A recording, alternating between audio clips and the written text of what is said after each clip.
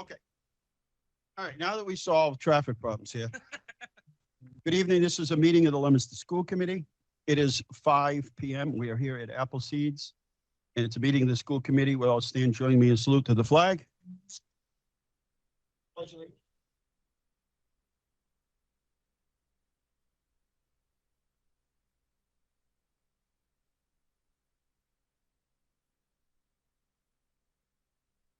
All right, we'll open up the public forum session of the meeting. Would anyone like to address the committee? If so, just come forward. Your name for the record, please. Once again, in case you're trying to get through the crowds, I'll give you another minute. One last time. If not, we'll close this portion of the meeting. Tracy. By the way, Tracy, you've done an outstanding job. I'd like to thank you. Thank you. In the event that we leave here in chaos tonight and all run off to do what was due to finish the day, I'd just like to thank you. You kept us focused, and with myself and a few other members, that's very helpful. I'm not going to speak for anybody, but for me, it was very helpful.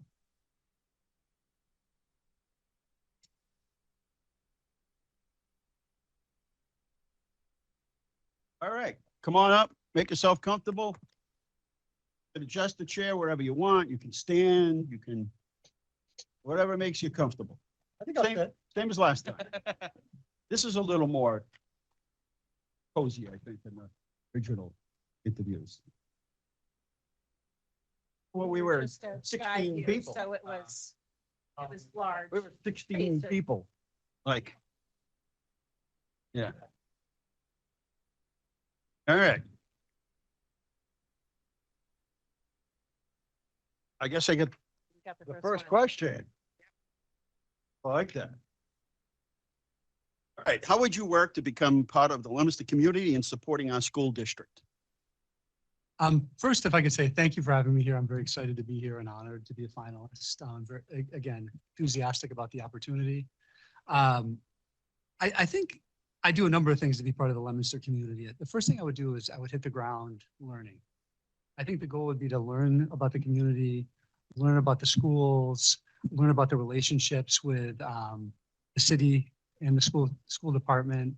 I would just get out there to every event that I could. You know, I would go to local churches, make connections with police and fire, meet with every principal if I were offered the job within the first week or two. I know coming in July is a weird time because everybody goes on vacation. I would also, I think, just try to meet as many people as I could, get the perspective of the parents, learn what the civic groups are in town and connect with them, connect with the city council, meet with you, meet with the school committee members. I think really get to know the community and make myself available. In Milford, where I'm currently the superintendent, I've had an open door policy, and I would continue that as the Leominster superintendent, and I would make myself available to any community member that wanted to speak with me. Okay. If I went down to the Stop and Shop in Milford and I was you and I was pushing my carriage through the store, would people recognize me? Absolutely. All right. So I get a lot of questions when I'm out at either a restaurant or shopping, or I used to do a local TV show called Talk Soup, SUPE, and I would sometimes play instruments. And I'm not a musician. The kids would teach me how to play an instrument, and somebody would say, "Hey, I saw you," and it was terrible. And You can get away with that. yeah, absolutely. Okay, Greg is our next question. Hi. How would you approach the district's desire to improve and maintain high academic achievement? How would you sustain access to advanced coursework? Yeah, I think when I visited the district, I was able to get to, I think, nearly every school. And I think a lot of what's happening in Leominster are things we're doing in Milford. We just adopted illustrative mathematics, so I'm very familiar with that program. You have an early college pathway, and we're very engaged with the early college programming, so I think that's critically important.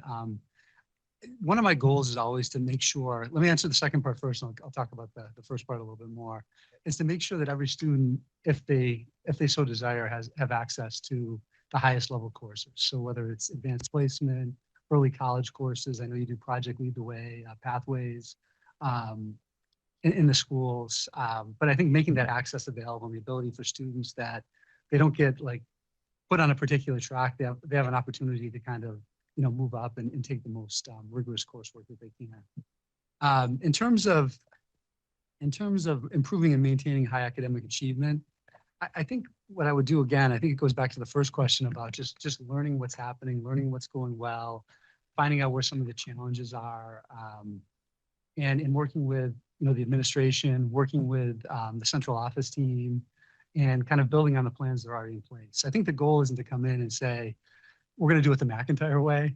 I think we really need to do it the Leominster way. I think that's critically important. The other thing I think that's equally important, and was impressive when I was here, is I had lunch in this room, and unfortunately it was on a Monday when the Apple Seeds was closed. We had pizza, it was good pizza, but the next day I think it was fried chicken and waffles, which sounded fantastic. Timing is everything. It is. You couldn't have scheduled me on a Tuesday. But I think the career and technical education programs here are phenomenal. And it sounds like the demand, from what I could tell by talking to the administrators of the program here, there's more demand for the seats than there are seats there. And I think, how do we approach that both from an academic perspective and a CTE perspective? And one of the things we're looking at in Milford is we just got approved for a new high school project. We're about to enter the eligibility period. And we're really focused on adding CTE programming. We have some, but we're part of kind of a vocational school, like a regional vocational school. But we have a lot of students that would benefit from that programming, and that's something we're really looking at. So that's something that I would like to see. The other thing I would say is, one thing that we forget about, when we talk about like academic progress, and I think that's critically important. We look at MCAS scores, look at SATs, ACTs, AP scores, access for ELL, all those things that are kind of measures of how we're doing as a school district. We also have to look at what are students doing after graduation? How are we getting them there? And, one thing that I think is so important is finding out what students are passionate about. And how do we get them to kind of engage in their passion?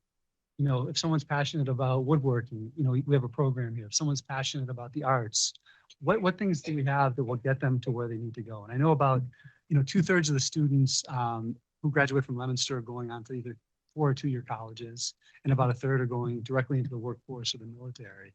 And for the students going directly into the military, how do we, directly into the workforce? How do we kind of ensure that they're not going to like minimum wage jobs? How are we ensuring that they're doing something that's got long-term potential, that leads to like a lucrative career? And the students that are heading to college, what are we doing to support them through that process? What are we doing to make sure that they're making an informed choice, the right choice? Because a lot of students get to college and they don't quite know what they're going to do. And 30 or 40 years ago, if college was $5,000 a year, you'd go for 7 years and not be a doctor and it was okay. Now when, tuition in private schools can run up to $85,000 or $90,000, it's important at the high school level that we really prepare students to make informed choices about what they're doing at the college level. One of my strategies tonight is to give mediocre answers because I know there's 2 more candidates coming and I don't want them to build on what It's okay. build on what I'm saying. Okay. But I think again, you're working with the team in place, you're building on what's happening, and you're making sure that we're creating the correct pathways and support for students to kind of get to where they want to go, because that's really what we're ultimately about. Thank you. You can't hear us?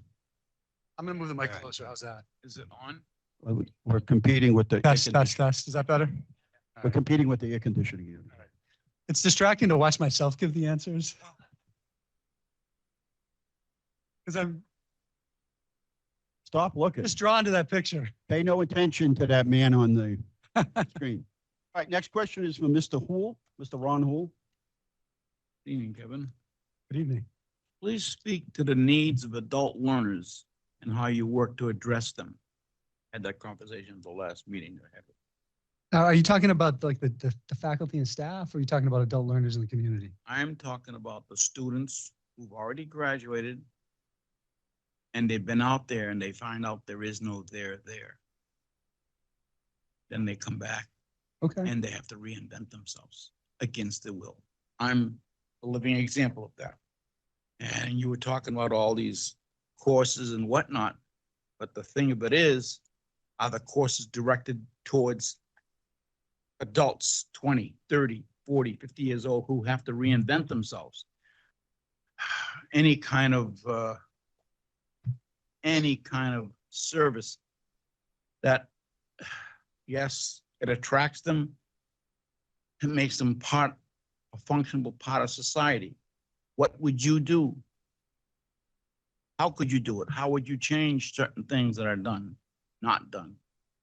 Yeah, so without being completely familiar with what's happening with adult education in Leominster, I think a few things that come directly to mind are, one is I think there's great opportunities to partner with community colleges and offer, programming through the community colleges and kind of make a connection with the Leominster Public Schools. I think two, I think there's potentially an opportunity to do some CTE programming in the evening here. And I know there's a number of the regional vocational schools that offer I think they call it for us, it's BVT after dark. And it's providing training programs for adults, just as you're speaking to do, if they have a passion for a particular trade or they think they might have an interest in a trade, or almost doing the exploratory that happens here in ninth grade where they can look at a few things and maybe make some informed decisions. I think the third thing I would do is try to survey the community and get a sense of what the needs are, because I don't necessarily come in with all the answers, and I think it's critically important to be able to say, what does the community want and how can we potentially provide that service? And it could be career counseling, it could be connections to training programs, it could be a lot of different things, and I don't think one thing is going to meet everybody's needs. So I think you have to do multiple things, just like during the regular school day, because there's a variety of interests. Did you have an adult ed at your schools? We do. I wouldn't say it's more so career focused. We have a pretty well developed partnership with the Framingham Public Schools where we provide adult ESL. That's pretty well developed, and we'll have some programs that say are you interested in becoming an accountant? Are you interested in? But we don't have the adult degree programs or that type of thing. All right, Ron. All right, next question is Mr. Salperla. Good evening. Bear with me with this question. So special education's particular challenge because of the complexity of rules, service needs, and student and parent concerns. When you assess the effectiveness of your special education programs, what are some of the criteria you use? So I think special education has become, I think, even more complex in the last 5 years. And my sense is that based on the conversations I've had, Leominster's a lot like Milford, where we're seeing an increase in mental health needs. We're seeing a lot more depression, a lot more anxiety. We're seeing behaviors. We're seeing our percentage of students with special needs going up. And I think the same thing seems to be happening in Leominster. I think how you assess programs and is you look at the outcomes, because you want a student, whether they're on an IEP or not on an IEP, to be successful. And, because a student has a disability doesn't mean they can't go to college. It doesn't mean they can't, participate in one of the trades programs. It doesn't mean they can't engage in some of the most rigorous coursework. But, special education programming is very differentiated. So we have, I think the focus in Leominster is probably on inclusion. And what are we doing to support the students with special needs in the classroom first, which is probably the majority of students who are on IEPs. And how are those programs working? Are we making sure that we're accommodating the students? Are we making the appropriate modifications? Are we ensuring that the students are making effective progress? You have some students who are in pull-out programming. And I think when they're in pull-out programming, you look at, you can never win a race by going slower. So if students are behind and you go slower, you're going to fall further and further behind. And I think it's important, your goal is really to close the gap in those pull-out programs. And, I think you want to make sure that the teachers are qualified to teach, particularly when you get to the secondary level where the math gets a little more complex and the expectations around writing and science get a little more complex. You want to make sure that they have access to high quality instructors. I think if you're talking about your sub-separate programs, you want to make sure that those programs are moving those students forward in a way that's going to lead to a fulfilling life in a lot of ways. And are they going to, for some students, is it moving into more of a pull-out situation? For For other students, you're building life skills. So hopefully there's partnerships in place. I know in Milford, we have a number of partnerships where students go out. There's a program at Milford Hospital. There's a program that we do at a couple grocery stores. We have a lot of work placements that are consistent. How are we making sure that those students can when they graduate, whether it's at 17, 18, or 22, are they able to fully engage in the community? Thank you. Mr. Tyler. So what is your approach to extracurricular activities and how would you support them in the Leominster Public Schools? I'm a big believer and fan of extracurricular activities. I'm a big athletics guy, but I absolutely love the arts as well. Two of my children are college athletes, so I'm love sports. I'm usually on a field most nights when I'm not working. It makes such a difference in students' lives. Sometimes like being on that soccer field, being on that football field, running around the track, performing in that concert, preparing for that play, preparing that, picture, doing community service. I think it's all critically important. I think it's an important part of the school because it's a big reason why a lot of students go to school every day because they're so excited to be on that team, be part of that, theater troupe, be part of that ensemble. So I think you want to have a very diverse extracurricular offerings because students have a lot of different interests, a lot of different passions. And I think the way I've approached things, whether when I was a principal or a superintendent is, if there's a group of students who have like an interest in an activity and we can make it happen, I kind of want to make it happen. In Milford at our middle school, we have a Harry Potter club where the kids get together and they watch movies and they read the books and they do activities connected to it. And it's awesome.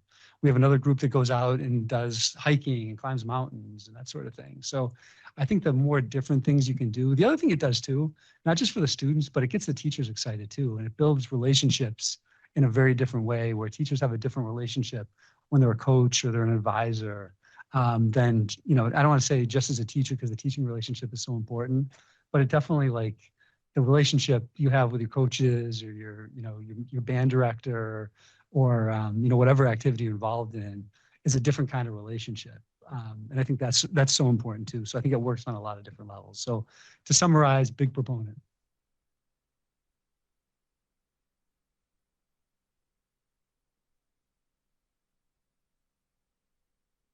Okay, this is working because oftentimes like, okay, Can hear you fine.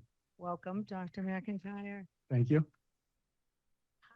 Do you view the social and emotional well-being of children in the context of establishing high-performing school population?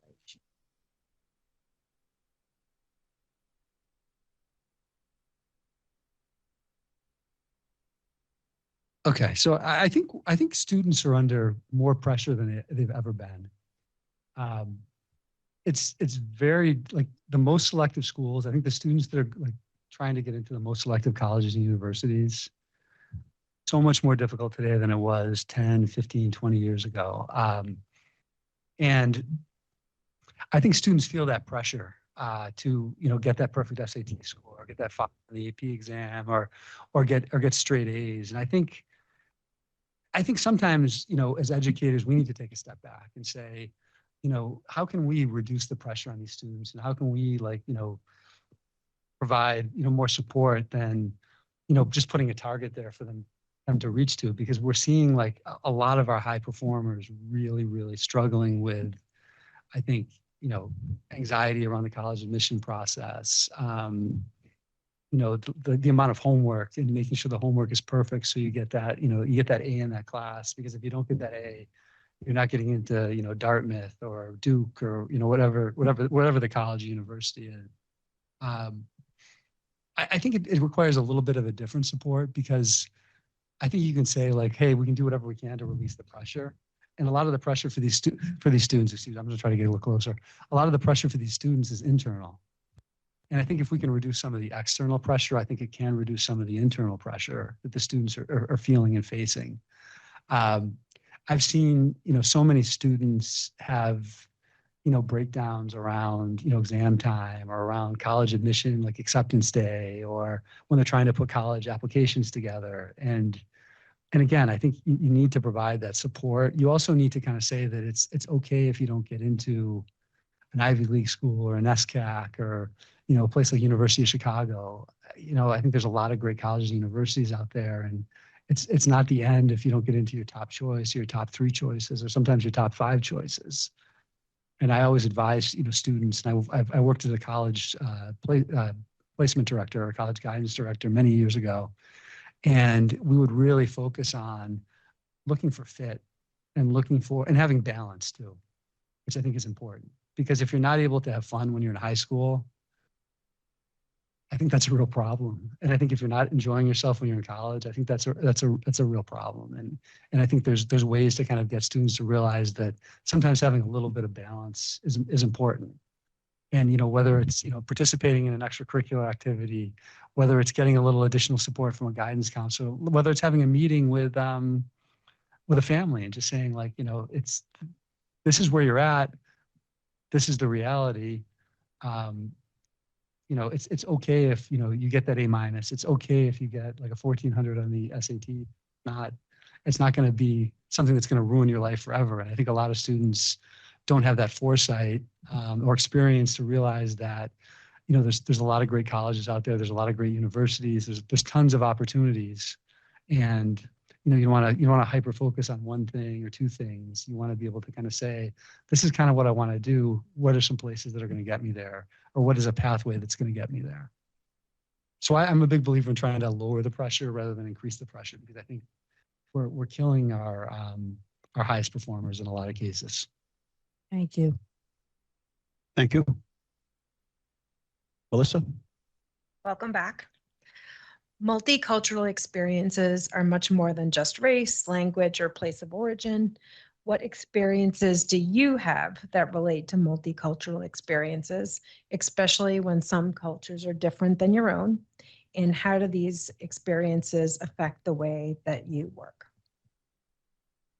So I'm a big believer in that you have to, respect everybody, and you have to meet people kind of where they are. And I think, Leominster, and I hate to keep comparing, but Milford's been my frame of reference for the last 11 years, is very diverse. We're I think 50.2% of our families speak a language other than English as the primary language in the home. We have multilingual learners percentage of about 32 or 33%.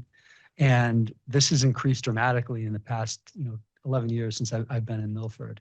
And what we try to do, or what I've tried to do, is be welcoming, be supportive, listen, be open, and be responsive. And, I've tried to make connections with, different groups and communities. 2 of the biggest groups in Milford is a Brazilian community and an Ecuadorian community. And some of the things I've done is we've done outreach to the churches. We built a multilingual parent group that's actually starting to really take off. We're teaching courses in different languages at the high school level. We're teaching a few courses in Spanish, a few courses in Portuguese. We're just trying to create opportunities where, a lot of our signage is in multiple languages in the buildings. So we're putting a lot of language. We translate everything that we send out. We have a team of translators that we work with that works with our families to make sure that they're getting the information that they need and it's clear. I think it's a lot of different things, and I think it's trying, to make sure that everybody has what they need. They understand like what some of the expectations are too. We have a lot of families that come to us where the students haven't been in a school for a really long time, and it takes a year or so to really kind of get acculturated to the school experience. And we try to do the best we can there as well. And, this is what this is what it means to do homework. This is what you need to do to, progress to the next grade level. These are expectations around attendance. And I think, even down to our cafeteria, we've offered, different, that we've shifted the menu. We were offering a lot of different things on the menu that we didn't offer, 5 or 10 years ago. We have, taco bars and wraps and, beans and rice and different things that appeal to different cultural groups in the community that we didn't have in the past. And our food services director is fantastic. She's an Italian woman who used to, they have a little shop in town and they used to do catering for the Red Sox and, very traditional menu and with a lot of Italian food, which is great. But they've been able to make adjustments to the menus too. So I think it's approaching it from a lot of different, angles. You're going to have some conflicts and misunderstandings. And I think, the important thing is to give grace, to work through those issues and to, and again, to really listen, try to understand and try to get better. I think that's really what you try to do.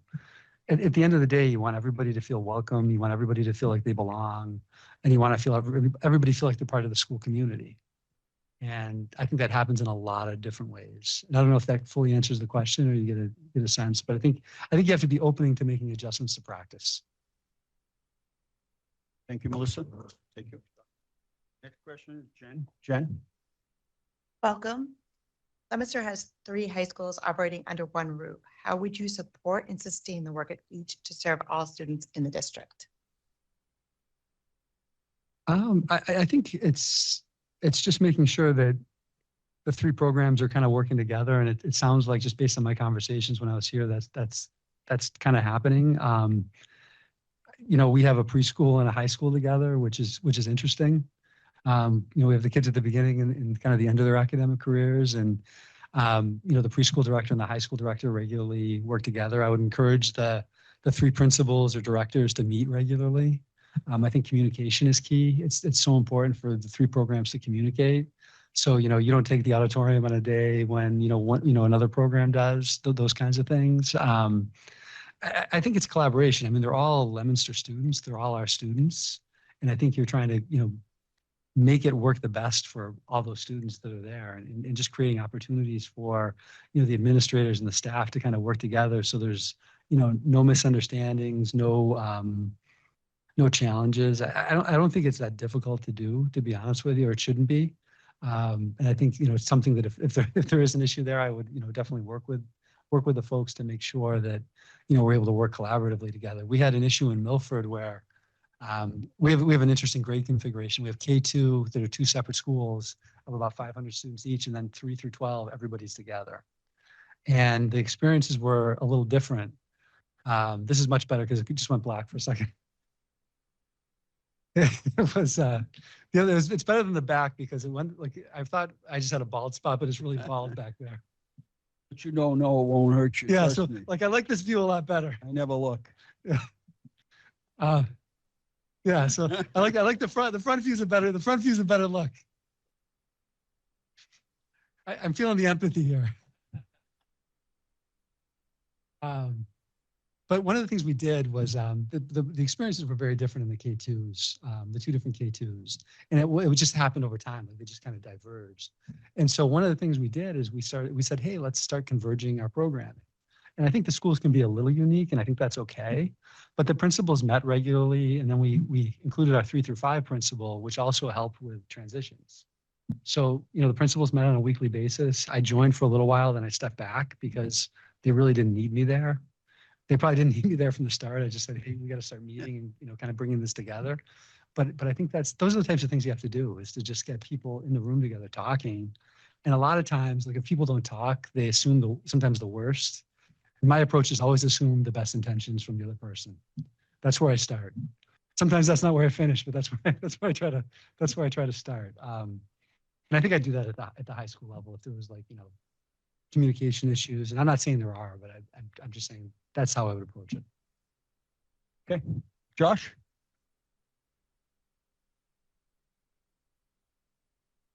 Please discuss your approach to school safety, speaking from your own experience. I think the first and most critical thing is that everybody's safety is the most important thing that we do. If, families don't feel like the buildings are safe, students don't feel like the buildings are safe, teachers don't feel safe, you've got to figure out why and correct it. Critically important. The second thing I'll say is safety is everybody's responsibility. It's not the principal, it's not the school resource officer, it's everybody. It's teachers, it's the administrators, it's the students. And a lot of it is around building trust. And, you know, if you build trust that, you know, if a parent calls you and says, hey, I heard this in the community, you know, can you look into it? They're going to know that we're going to look into it and address the situation. The other piece is just partners and having like strong partners in the work. And I've been able to develop a great relationship with the Milford Police Department as well as the Milford Fire Department. And, you know, we've got a tactical team in Milford that responds if there's a critical incident. But all those guys are on my cell phone and they know they can text me or call me at any time. And they know I can do the same thing to them. And we're gonna communicate regularly. Same with the fire department. It's, you know, having regular communication, and we're setting up kind of regular meetings with a district safety team where, you know, we're working through all the issues. So we're getting the input from police, fire, and schools, so we're all on the same page. So when an issue happens, you're working together. And we've had, you know, unfortunately, and I think most communities have dealt with this, you know, several critical incidents over the last, you know, 3 to 5 years. And, you know, we set up a command post immediately and really work to address the situation. And everybody takes a role, and depending on what the situation is, you know, we make decisions on the spot. That's what you have to do. And, you know, you can have plans and protocols in place, but when a situation actually occurs, I don't want to say that goes out the window, but you have to deal with the exact situation that's on the ground. And, you know, if you have to evacuate a building, if you have to, you know, the communication to families with social media, you know, something happens and it's out there almost immediately. So you have to be on top of the communication so parents aren't panicking. You have to, you know, be communicating with the folks on the ground so they know exactly what to do. And it's creating, like, you know, one voice for each circumstance. And, you know, we had a situation last year where one of our middle school students decided to let off some mace in a crowded hallway about 10 minutes before dismissal. And, you know, it took us a little while to figure out what it was. And, you know, there were students having a reaction to the substance. So we had to, you know, bring our nursing staff in to assess. And, you know, there's a communication piece. The students were leaving late because we couldn't let anybody get on the bus if they needed some kind of medical attention. But it was just coordinated communication and working together. And that's how we, you know, approach everything. We had a swatting call within the last year. And that's, if people don't know what a swatting call is, it's when somebody calls in like there's an active shooter on site when there isn't. And, you know, we have to respond like there is. And, you know, we did the same thing. You know, we had the police and the tactical team approached. We communicated to the students and the families and, you know, addressed it. And, you know, we take everything very seriously, and you have to, because, you know, if you have a newspaper or a phone, you see the stuff that's happening around the world, and you want to make sure the students are safe and the staff is safe and parents are informed when an issue happens. All those things need to happen. And I think it's relationships, it's building trust, and it's also just keeping those lines of communication open. And I think if one of those things break down, you have problems. And there's some places where, you know, schools and police don't work together, or schools and fire don't work together, or, you know, nobody works together. It's like, you know, that was the Red Sox in the 70s, 21 players, 21 cabs kind of a situation. And that's absolutely what you don't want. And you want to be able to, you know, have productive disagreements with people, because that's how, process and, you know, relationships improve. And you want to have those relationships where you can have a little bit of a conflict, but, you know, walk out hand in hand right afterwards. I think all that's important, but safety is the most important thing. I take it very seriously. You know, we've had some unsafe situations in my 10 years in the Milford Public Schools. I think anybody who's working in public education who says they haven't is lying to you. But you address it, you know, and you know, even smaller things. I work directly with the principals. They call me when there's a situation, and we talk it through and we work it through. And, you know, we bring the correct resources to bear depending on what the particular circumstance is. And that's how you resolve this stuff. It's collaborative, and it's making that the priority. So whatever I'm doing, if there's a safety issue, like if I got a call right now, I'd say, excuse me, I've got to take this, because it's the most important thing. Okay. So this is a little bit like my question from the initial. So I'm going to change it around a little bit. I think we all know that you know the technical and the legal language of the duties and responsibilities of the superintendent and the school committee. But I just want to give an opportunity to expand a little bit on your personal relationship with school committee members.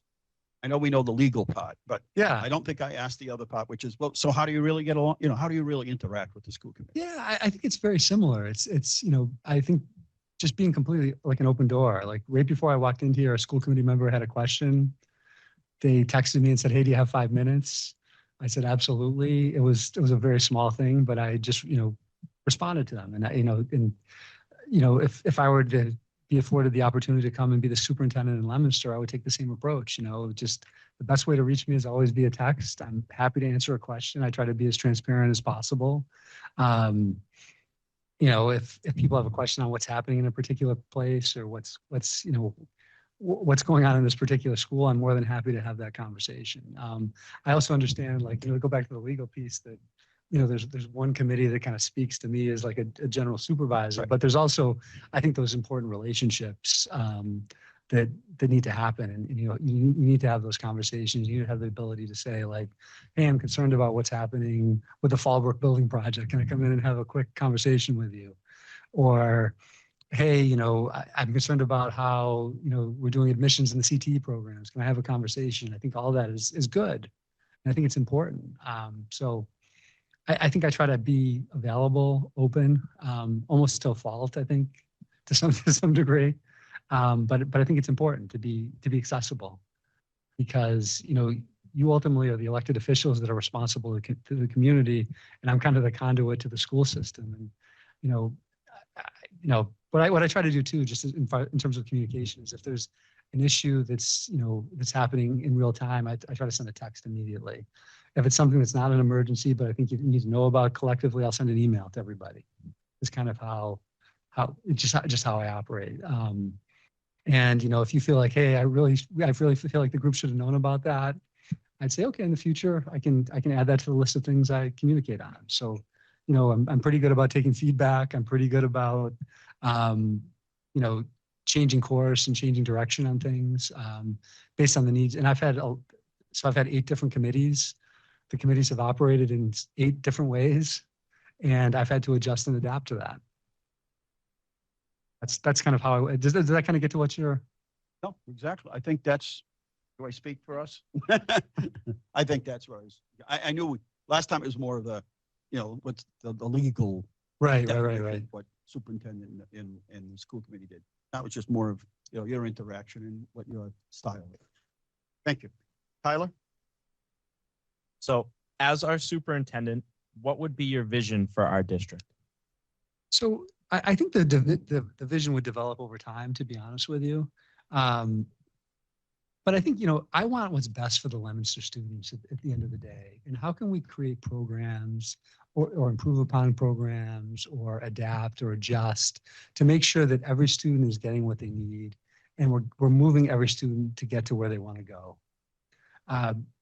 One thing I do, and this is something that shifted a little bit during the pandemic, but I don't give a speech at graduation. What I do is I have a little individual conversation with each graduate. And I haven't done it in a couple of years because we've shifted things a little bit post-pandemic. But I want to hear what the student's doing after graduation and what their plans are. And if they don't have a plan, I give them my number and I say, "Call me and come see me." And now not every student does that, but a number have. And I've tried to really get them on the right path. And I think that's what we're about.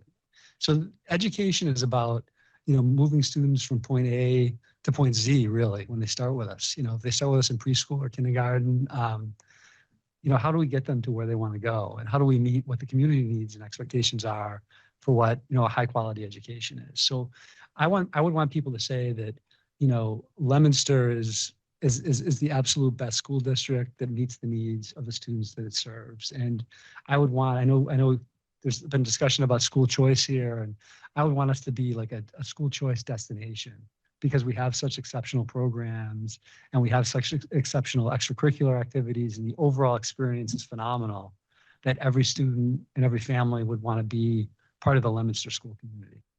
I think that's the approach you kind of have to take. And, I think there's a lot of different ways to get there. And I think people are going to have different opinions based on kind of where they sit or where they stand or how they kind of see things. But you want the schools to be viewed as something that is getting people to move into town, is getting people to move into the city, stay in the city, And, you know, the people are, and there's already a passion. I can see that, you know, talking to the, you know, the administrators, talking to some teachers, meeting with folks, like there's a real spirit and commitment from the team here, or at least that was my first impression. I'm seeing a few heads nod. That's a good thing. But like everybody wants to do better for the kids. They're not satisfied with where they are. They want things to be better. And I think you have to have that spirit of continuous learning, continuous improvement, and the willingness to kind of step back and say, you know, hey, if we do this a little differently, or if we adjust this here, things can be a little better. I think that's always a good thing. Now, what I could see is there's a lot of really good things going on. And again, I'm not coming in to like, you know, change things radically, be a disruptor, because I think it's just building on the work of the people that were here before me. And I think, you know, and I think you have to respect that work, because I think people have taken it seriously. That's clear to me. I think they've been very thoughtful about it. And, you know, a couple conversations I had with, you know, principals and assistant principals is their focus is right down to the individual student, which I think is awesome and fantastic. And I think that's how you have to do things, because, you know, it matters to every student and every family that you're looking at what they're doing and how you're getting them to move forward. Thank you. And the best question of the night goes to Eileen. We tricked you, just in case you didn't think we were going to bring it up again. Yeah. So I think there's a lot of reasons. I think going back to what I just said, there's significant, I think, community and civic pride in the city. You know, I love the Leominster, is it the Leominster Legends or the Leominster? Legendary Leominster. Legendary Leominster. Anybody can be a legend. Yeah. But I love that. Like even just driving downtown when I was here, driving around the city, I think it's great that you like celebrate, you know, residents, and, you know, you celebrate, you know, folks who are in the military. I think that's awesome. I think, you know, the Johnny Appleseed piece and like a lot of the fall festivals, I think is a really kind of, it's a really fantastic thing. You know, I think the history in the community, there's a vibrant kind of manufacturing business. There's a strong athletic, you know, history. There's arts and culture that I think there's a lot of pride there. The other piece that I really like is that, you know, I always describe Milford as a wonderfully diverse community, and I would describe Leominster the same way. It seems like, you know, there's a lot of different communities that have come together over the years, and I think that's something that, you know, you should all be proud of, because I think it's, you know, it's hard to do, and I know it takes constant work. You know, when I visited on was it, I think a week ago Monday, maybe 2 weeks ago maybe. It's blending together. This time of year is pretty hectic. But like I just love like the feeling, like when you walk into a place, you get a feel for it.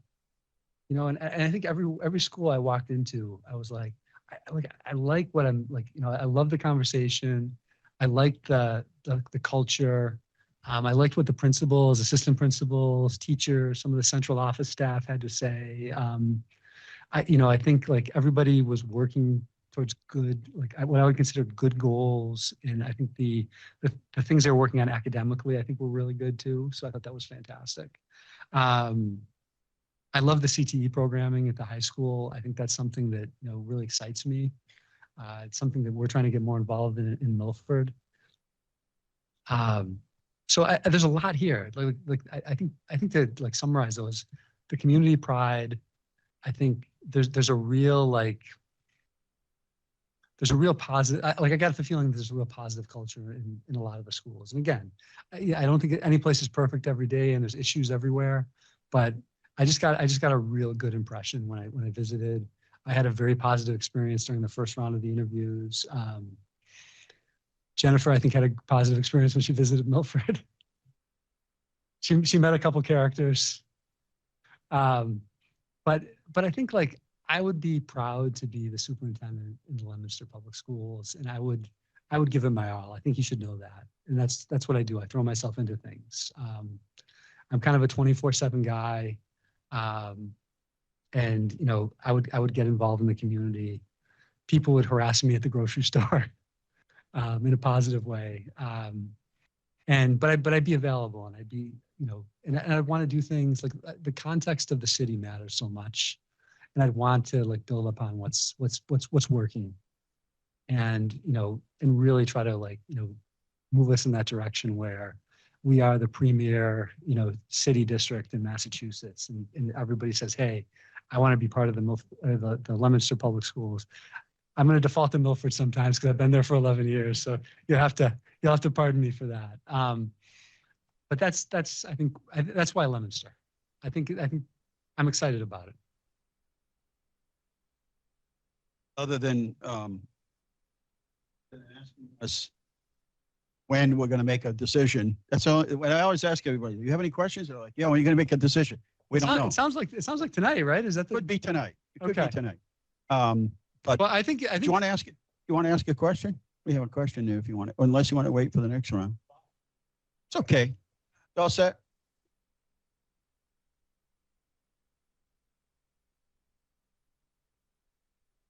How about next time? We can just give you one next time. How's that? you can throw one out from the cuff if you want to.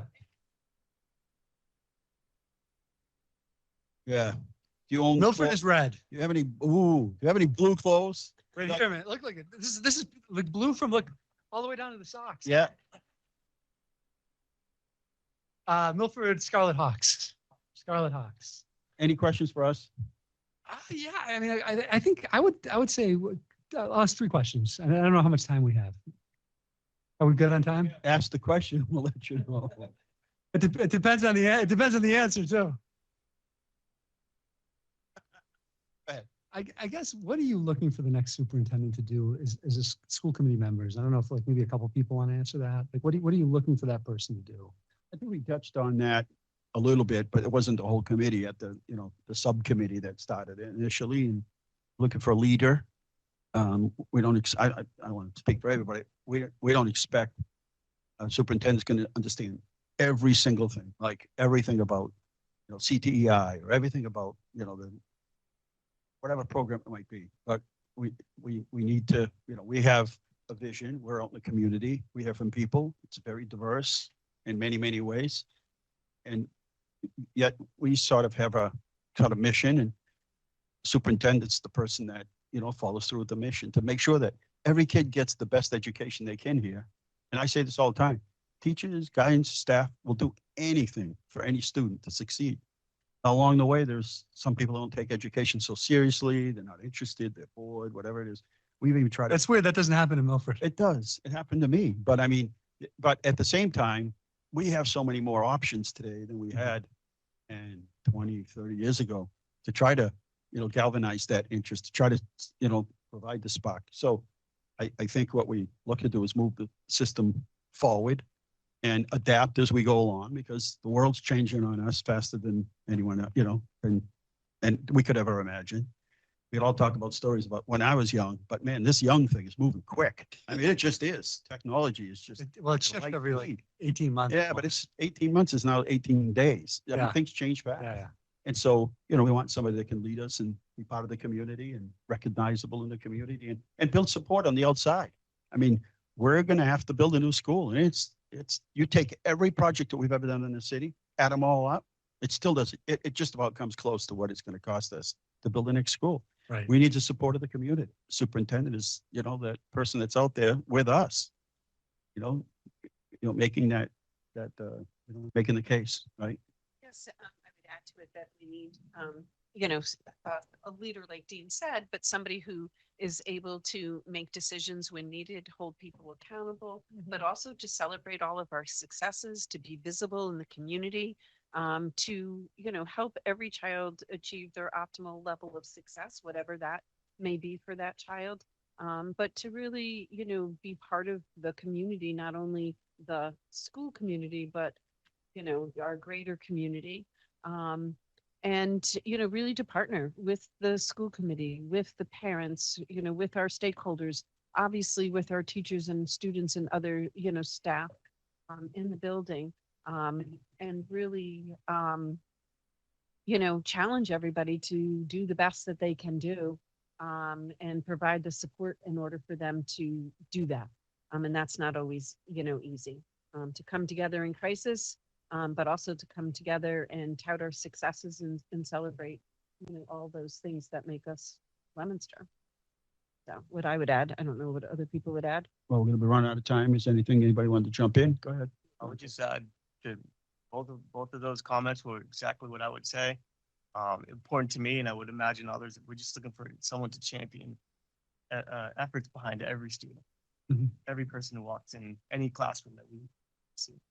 Someone that takes consideration from the day they start, from a pre-K program to graduation day.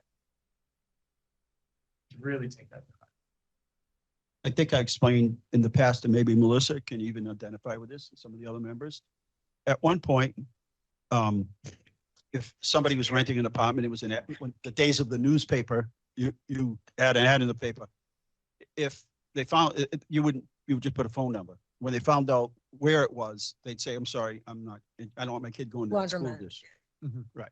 And I can actually say, I haven't heard a person buy a house, get an apartment, live in a district, say that about any of our schools. This group and other committees have worked real hard to make sure there's equity within our schools, no matter where you go. That's right down to the finite details, and working with the superintendent and the staff. There's some people just fine with it, saying, well, it's too bad, my kid goes over here, so too bad. But I think we can honestly say that, and Sandra, you were around, right? Taught here for 30 years. Oh, wow. And I have a huge investment here. Both of my children graduated from Leominster High. They're both doing well. DEI is pretty much my favorite. I taught there for 17 years. So I started at the elementary level, then I went to the middle school level, and then I came to the high school. So, I've been around for a while and I've seen a lot happen. And again, this has become my town, my city, my kids. And I even see kids of kids that I had. So it's a nice feeling, and that's why I'm hugely invested in this decision. So that just shows you can set your sights on something with the right team of people pushing in the same direction with the right leader and accomplish those things. That was big. That was huge. All right. Who had a question? Somebody. So you had 3 questions, so Okay. 2 more. So I'm going to direct the next one to the students, if that's okay. Yeah. I'm going to put you on the spot, whether you like it or not, my friend. They love it. They love it. They eat it up. So what is the best thing or best part of your experience in Leominster? I'd love to hear, through the school system. It could be when you're an elementary student or, at the high school. What was the best thing that you experienced? I'm just curious.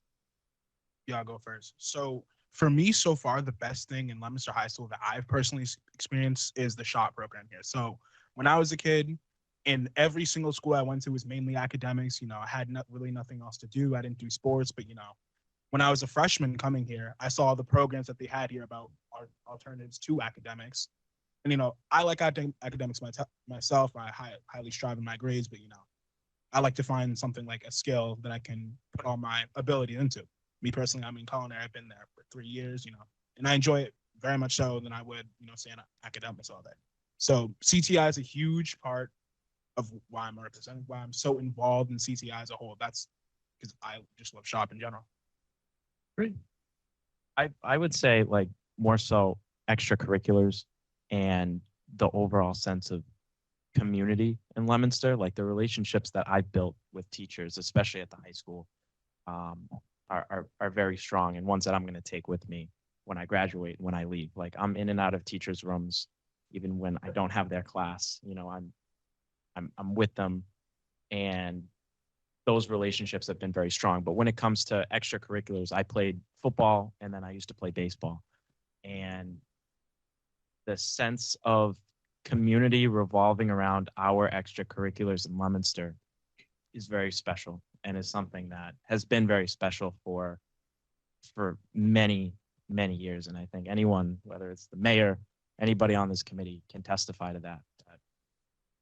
Community revolving around athletics is very, very strong and passionate. And that's why I love being here in Leominster. I don't live in Leominster. I live in Fitchburg. So Okay, so you chose staying here. I did. My mother's a teacher here. So, Okay. And recently inducted into the Hall of Fame, Sports Hall of Fame. Yeah. Really? Yeah. Oh, Yeah, we have to congratulations. say, yeah. Well, my mother. But He said, congratulations, for congratulations. her, yeah.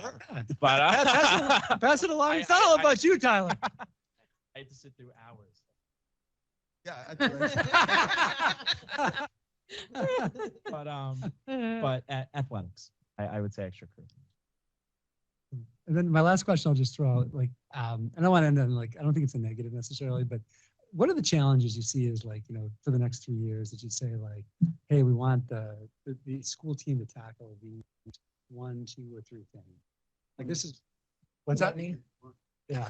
But I also think it's great that we have this multicultural, multiracial, multilingual, multi-religion community.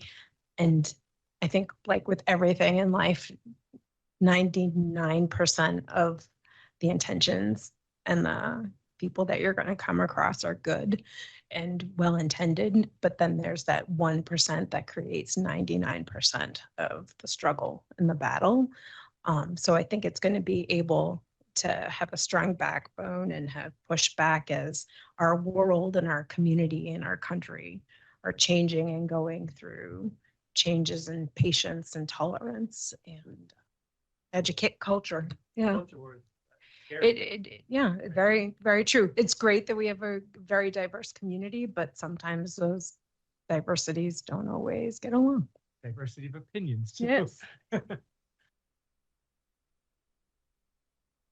I say money only because there are a number of school systems this year that are financially in trouble, and they can have all the vision in the world, but now they're gonna have to make the best of what they have. Right. And I think that's always the issue, is always making, no matter what the budget is or what grant we get, is always making the most of what we have.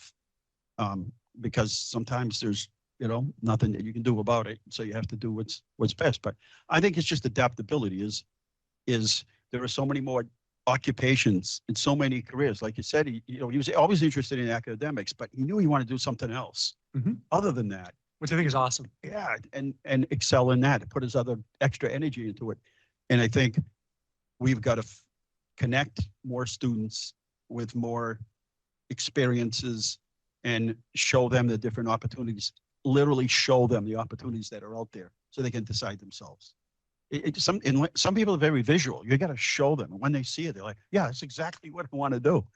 Some people know right away what they want to do, and others just aren't sure. And so the more you can expose them to things, the better chance they have. Also embracing change. I mean, things are constantly changing, and sometimes that's really hard for folks to do. And maybe doing something for time in a certain way. So I think that's something that not only our school system is going to have to deal with, but society as a whole.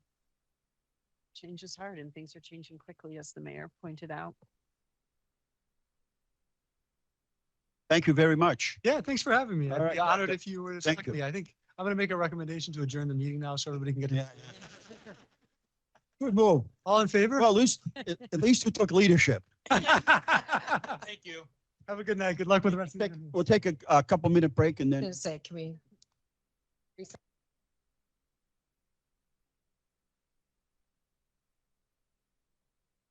They're saying they can't get access to it. It is being aired live. Yeah, there is a link posted, the Zoom. Yep. Okay. But I'm sorry, just to be clear, Mr. Chair, you're taking a recess Yes. for how long? all right, motion to recess. In favor? Yeah. We're in recess. Minutes there.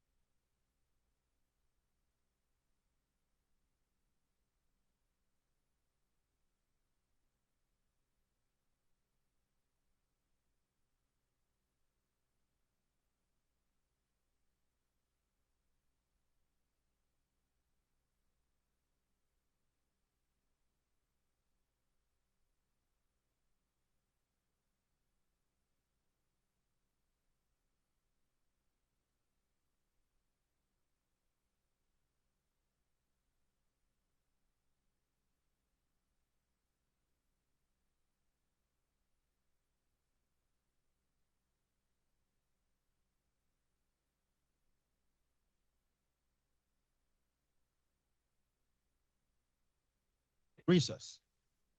Eat cake. You guys can eat because I got the first question. Or second. Something.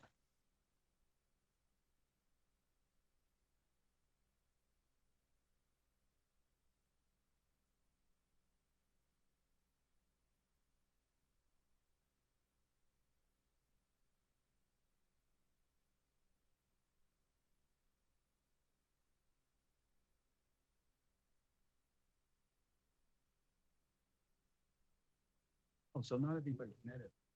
No, That's right. only you and I and Josh. Good evening. How are you? Great, how are you? So you can sit anywhere, you want, just like last time. You sit wherever you want. You can move the chair around, move the table. That makes you happy. All right.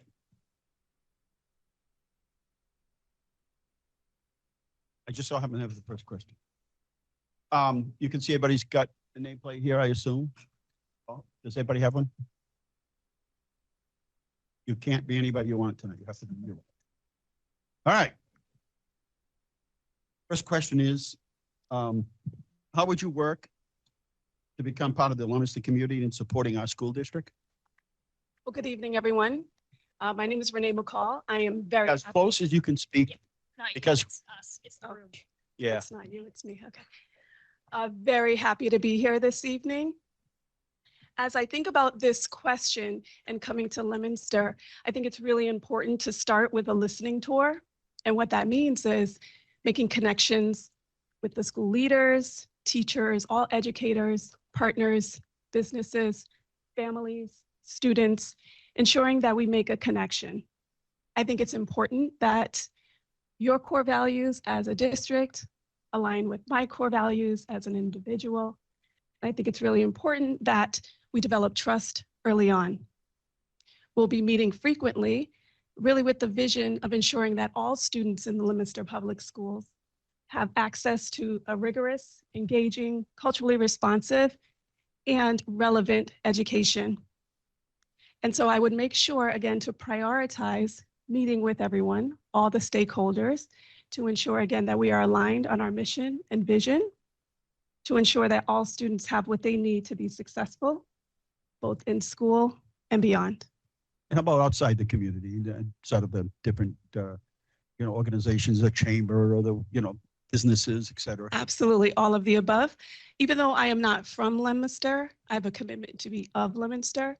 And that means I plan to be visible. I plan to be out in the community, engaging with partners and those individuals, again, who are invested in the success of our young people. You'll find me on the field, watching games, attending plays, engaging in the rich culture that Leominster offers. So I would say certainly I would be visible. That is critical, again, to ensure that we are aligned in our thinking, making sure students' needs are at the center of our decision making. Thank you. Greg?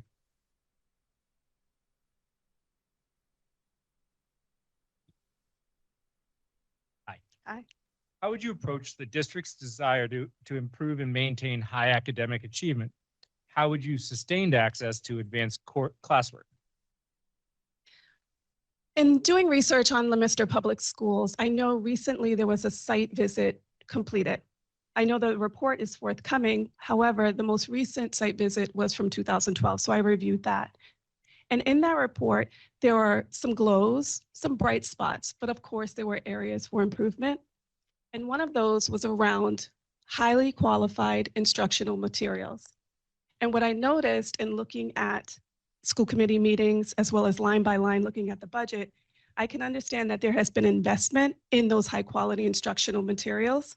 And so that, when we think about the instructional core, is one important part of the puzzle.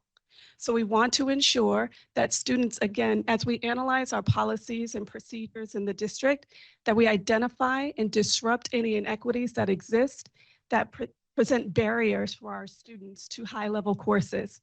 It's important that we maintain high expectations for all of our students, regardless of where they are from, whether English is not their first language, whether a student has an IEP.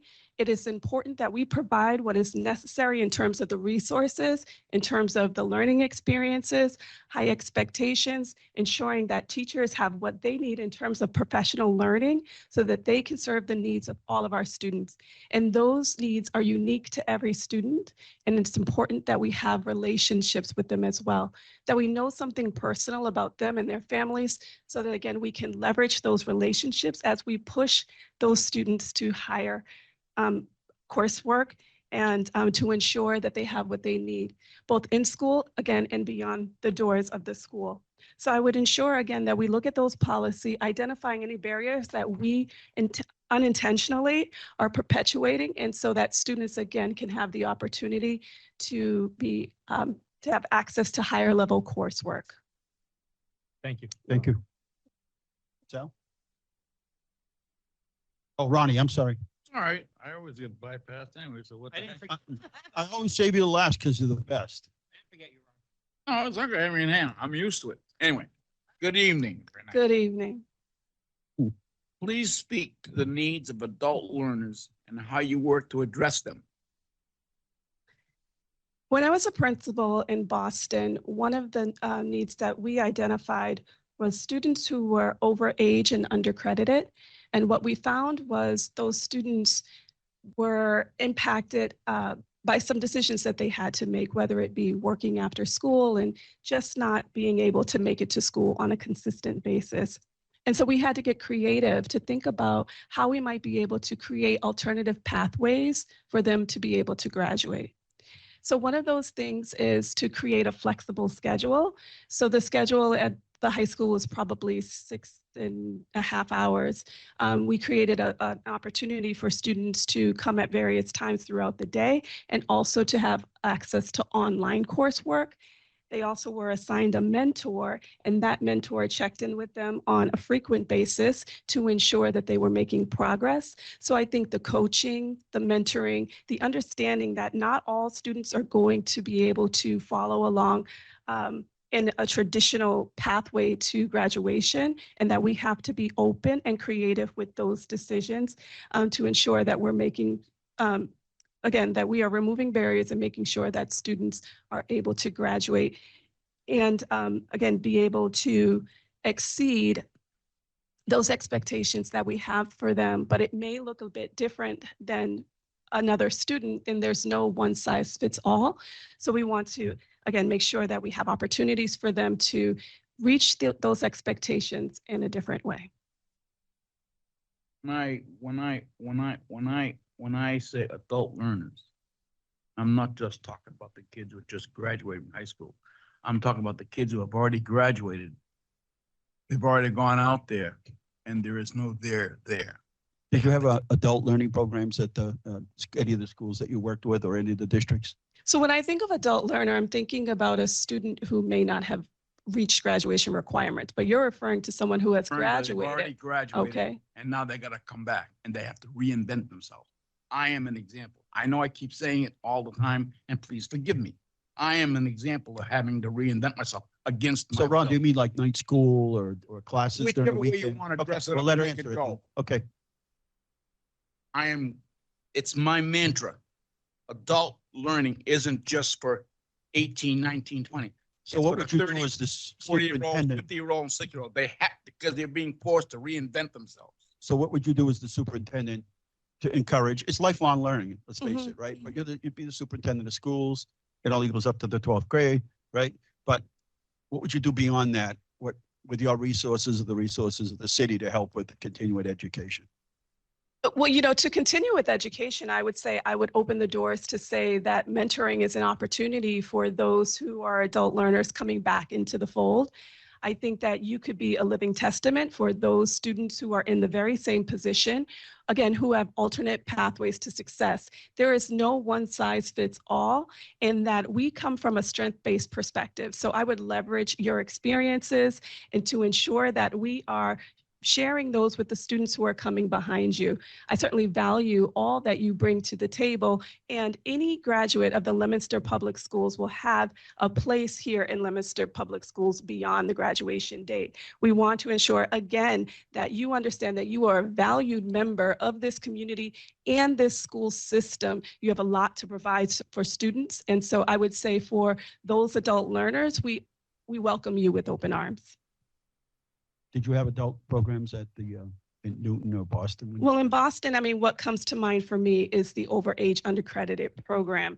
But outside of that, we did not. I'm also thinking about, I wonder if you're also referring to programs where adults in the community could come to take English as a second language. I'm not certain if that's what you're referring to, but that could be an opportunity as well. Again, I am open to partnering with those individuals who have ideas about how we might be able to improve what is happening in the Leominster Public Schools.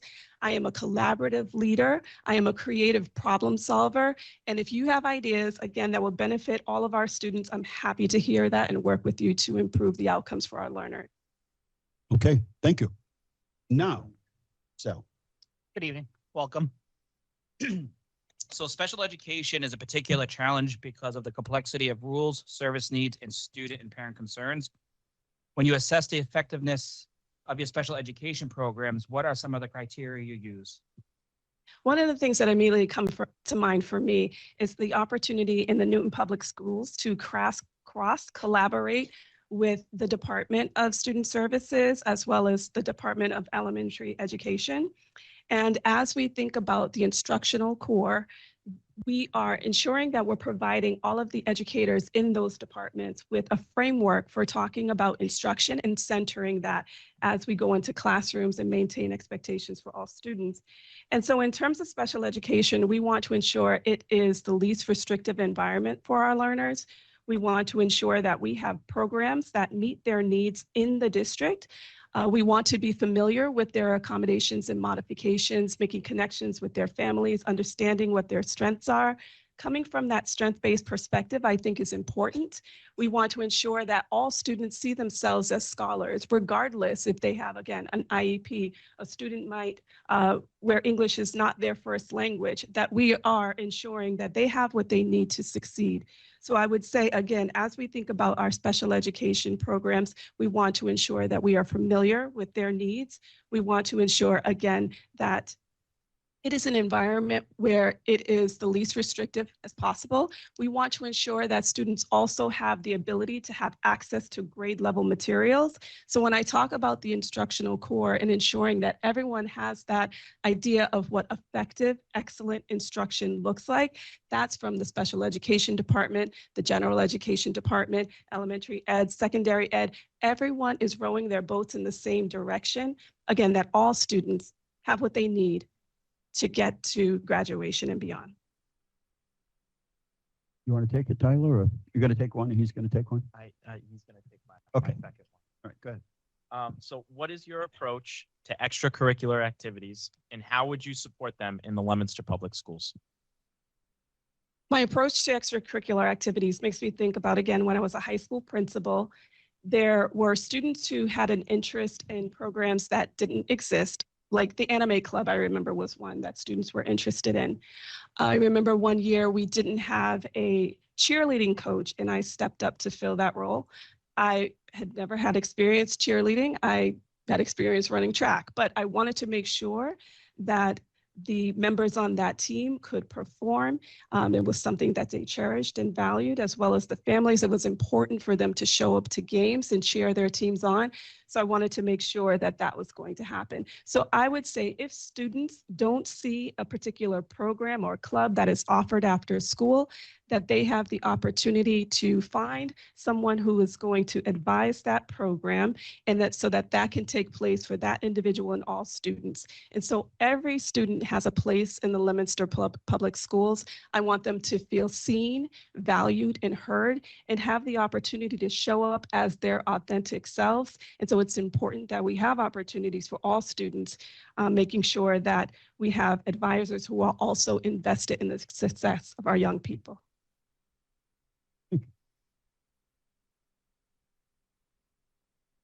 Some next. Sandra?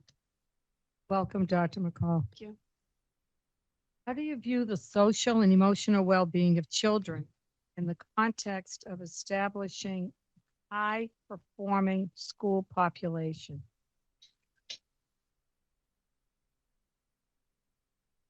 So after the pandemic, of course, we realized that social, emotional, and mental health was quite a concern for all of our students, not just some, but all. As students were being reintroduced to coming back to working with other students in the school building, it is important that we recognize what those needs are and that we have the staffing to support those student needs. We want to ensure that we have social workers in place. We want to ensure that students have at least one person in the building that they can connect with. Sense of belonging is really important, again, as we think about reconnecting with one another. So when I think about this question here around high performing populations, we want to ensure again that we understand what the needs are. We have the resources and supports to meet students where they are, to get them to where they need to be. But to provide that ongoing support is really important. So I think that needs to be centered for our students. But I think being concerned about social emotional learning, as well as the mental health of all students, not just those students who are high performing, but all of our students, we need to be sure that they are connected to one another and that they're connected to at least one person in the building. So as I take a look and consider our youth risk behavior survey results, what we're finding is that for certain populations of students, they don't have that one person. And so thinking about ways that we might be able to encourage that, helping our educators know that students need them to show up for them. If students do not feel psychologically safe, it is a challenge for them to perform academically well. So we do, again, want to ensure that we are aware of what's necessary for students to feel safe and support it. And I also think that it's important that we maintain connections with the families so that they understand that we are totally invested in the success of their young people. Thank you. Melissa? Multicultural experiences are much more than just race, language, or place of origin.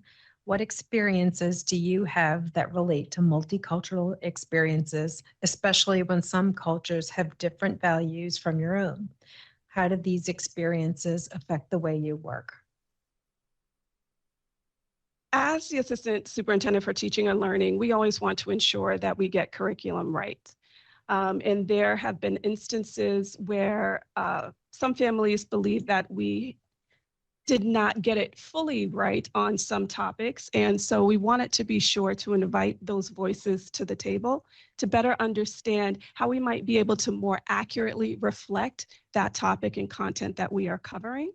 And so even if we don't share the same opinions on something, I think it's important that we maintain productive discourse so that I take on a learning stance and those individuals that I engage with are also taking on a learning stance so that we can work toward our vision and goal of ensuring that our students have a highly qualified learning experience on a daily basis. So we do want to make sure that families understand that they have a seat at the table, that their opinions matter. And so when I think about this one particular incident, I immediately contacted the family and asked them to come in so we can discuss. Because what they shared is that the lesson as presented had an impact on their child. And we wondered if that impact was broader or reached further than that one particular student. So we wanted to address it right away. Again, we invited them in, we engaged in a conversation, we shared resources, and what we wanted them to understand is that we value what they bring to the table, that I don't know everything and that our team will make mistakes, but we own those mistakes and we want to get it right. It is important that we accurately portray all information that we are presenting to our students, that it is, again, open to that level of feedback so that we can continue to get better. We have a commitment to continuous improvement on many different levels. And so again, having that voice at the table, opening our eyes to information that we may not have considered previously. Again, as we think about what is best for our students, I maintain that it is important to create a space and a seat at the table so that we can work together to ensure that all students have access to an engaging learning experience. Thank you. Jen? Leominster has 3 high schools operating under one roof. How would you support and sustain the work of each to serve all students in the district? I talked a little bit earlier about our cross-department work in the Newton Public Schools.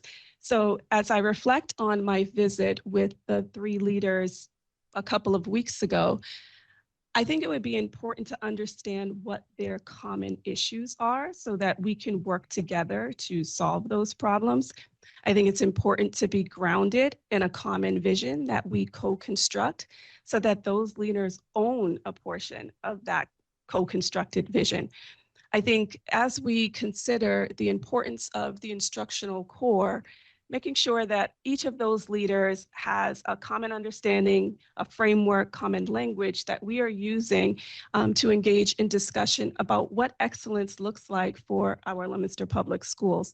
So I understand that each of the schools have a different profile and perhaps a different vision and mission, but I think we all at those 3 schools have something that we have in common. And so if there is that one thing that we can define and concentrate on, monitor our progress, provide professional learning for those principals and leaders as we move again to center excellent instruction, going into classrooms, looking at observations, unpacking that data, figuring out how we might be able to provide feedback, that constructive feedback to our educators to ensure that our students are, again, feeling engaged in the content, see themselves in the content, and of course have opportunities to collaborate with one another. So I would say those ongoing conversations would be really important. One of the things that I discovered through my visit is that Leominster Public Schools is working with Lynch Leadership Academy and these micro academies as well as Attuned. And so that framework really already exists here in the Leominster Public Schools across schools and not just the high schools. And so I think it would be important to leverage that understanding and knowledge that has already been built. But again, I think we can focus around a common issue, grounded in a co-constructed vision for excellence, and then again, making sure that we are progress monitoring, going back and forth between the schools, sharing best practices, and celebrating our successes. Josh?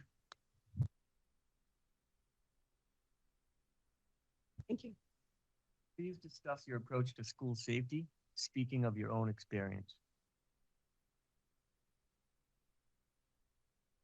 In reflecting in my time in the Boston Public Schools, as the principal of the high school, I thought it was really important to have a daily huddle with my dean, operations staff, as well as our SROs.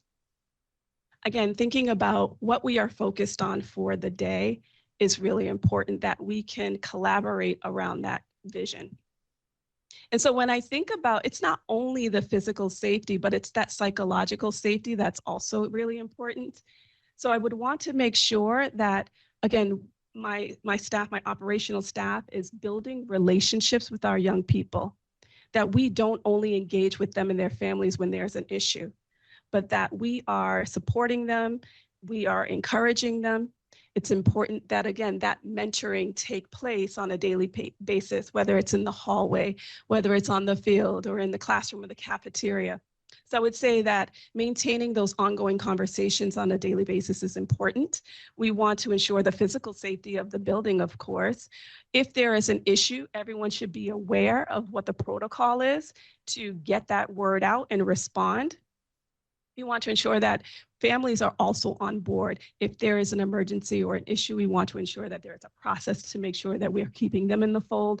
But of course, making sure that our staff is aware of it as well. So I would say that maintaining those open lines of communication during ongoing meetings makes sure that we are, again, all rowing the boats in the same direction, making sure that students feel safe, that families trust us with their students every day, and that we are maintaining open communications both with families, with our staff, and most importantly, with our operational staff. Thank you. You're welcome. Oh, moving. So we all know, I mean, from the past interview, that everyone understands the legal responsibilities, statutory responsibilities of the school committee and the superintendent. But can you talk a little bit about your relationship, what your vision is, or what your style is with the school committee? I think it would be important to engage in conversations around expectations of how we communicate. I think it's important to establish what those rules of engagement are, to also create some community agreements about how, again, we engage. I maintain an open door policy. I am visible and approachable. I am collaborative by nature and have a shared leadership style. So I would hope that we would leverage that and work together as we, again, are solving problems for our Leominster Public School students and meeting the needs of our families. One example that comes to mind immediately for me, we had a retreat with our school committee a couple years ago, and we found that to be a great use of time, thinking about carving out the vision for the district and, again, identifying exactly how we were going to monitor success. So I would hope that this committee would be interested in engaging in a retreat so that we can align our understandings around excellence and, again, of how we engage with one another. We share those same values, I believe, and we also, again, want to be sure that all of our Leominster Public School students' needs are met. So that's how I would respond to this question, is to say that we, again, have an opportunity to co-construct. We have an opportunity to dream together and hold one another accountable if those agreements are not being met.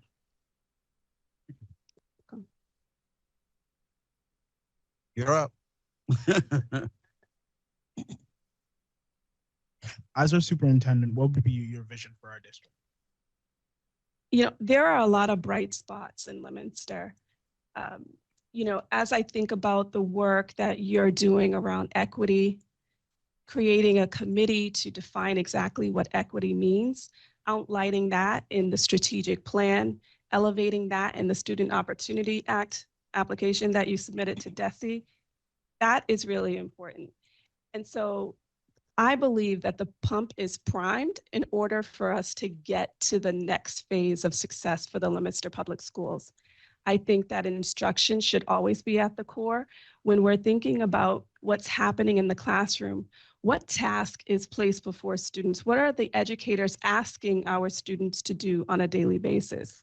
I think that task analysis helps us to understand what expectations educators have of our students.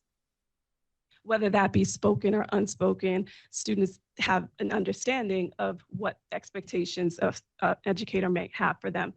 So in terms of my vision, I would say that instruction would be at the core. I would want to ensure that all educators understand what excellent instruction looks like, that is something that we create together. It is something that we hold ourselves accountable to. We go into classrooms, we discuss patterns and trends that arise. But that is the most important thing for me. Also, I think joy is important. I hope that students in Leominster find joy in their learning on a daily basis, but I also know that students find joy after hours, whether it's on the, again, athletics or arts, whatever it might be, that joy should be a factor in their day. And if a student doesn't feel that level of joy, I want to be sure that we make those changes necessary in order for them, again, to feel a sense of belonging in this community. And so that's how I would respond to your question around vision. It would be guided in thinking about ways we could leverage frameworks to ensure that instruction, again, is at the core. Thank you. And now the best question of the night.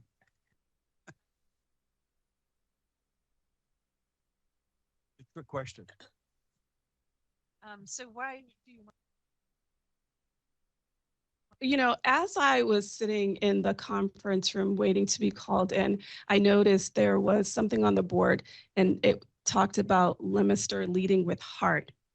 And that truly resonated with me. So when I think about coming here today, I said that I'm not from Leominster, but I want to be of Leominster. I believe that we do in fact have shared values. I noticed that at every school committee meeting, you read a statement about the importance of centering students and then working in the best interests of students and families. It's not just a statement. I believe that that is truly what you believe. That resonates with me. And so I would want to bring that alive here in Leominster. Like I said, there are bright spots here. I think the pump is primed for the next level of success. When I look at some of the MCAS results, we're finding that there are successes in certain grade levels. We want to be sure to understand what's working in some places so that we're able to share those best practices across the district. So thinking about the MCAS results, thinking about the graduation rates, when I looked at the site visit from 2012, the graduation rate was around 91%, and it remains around 91%. So that stability is really important. There's stability in the leadership. I think it's great, again, that we have focused on instruction, partnering with Lynch and Attuned. I think it's great that we are focused on getting into classrooms, thinking about equity, thinking about culturally responsiveness. So I say all of that to say, that is why I would want to come to Leominster, because of the core values that we both share and thinking about ways that we can bring Leominster to the next level. And of course, it goes without saying that the cultural diversity, of course, of the city is appealing to me.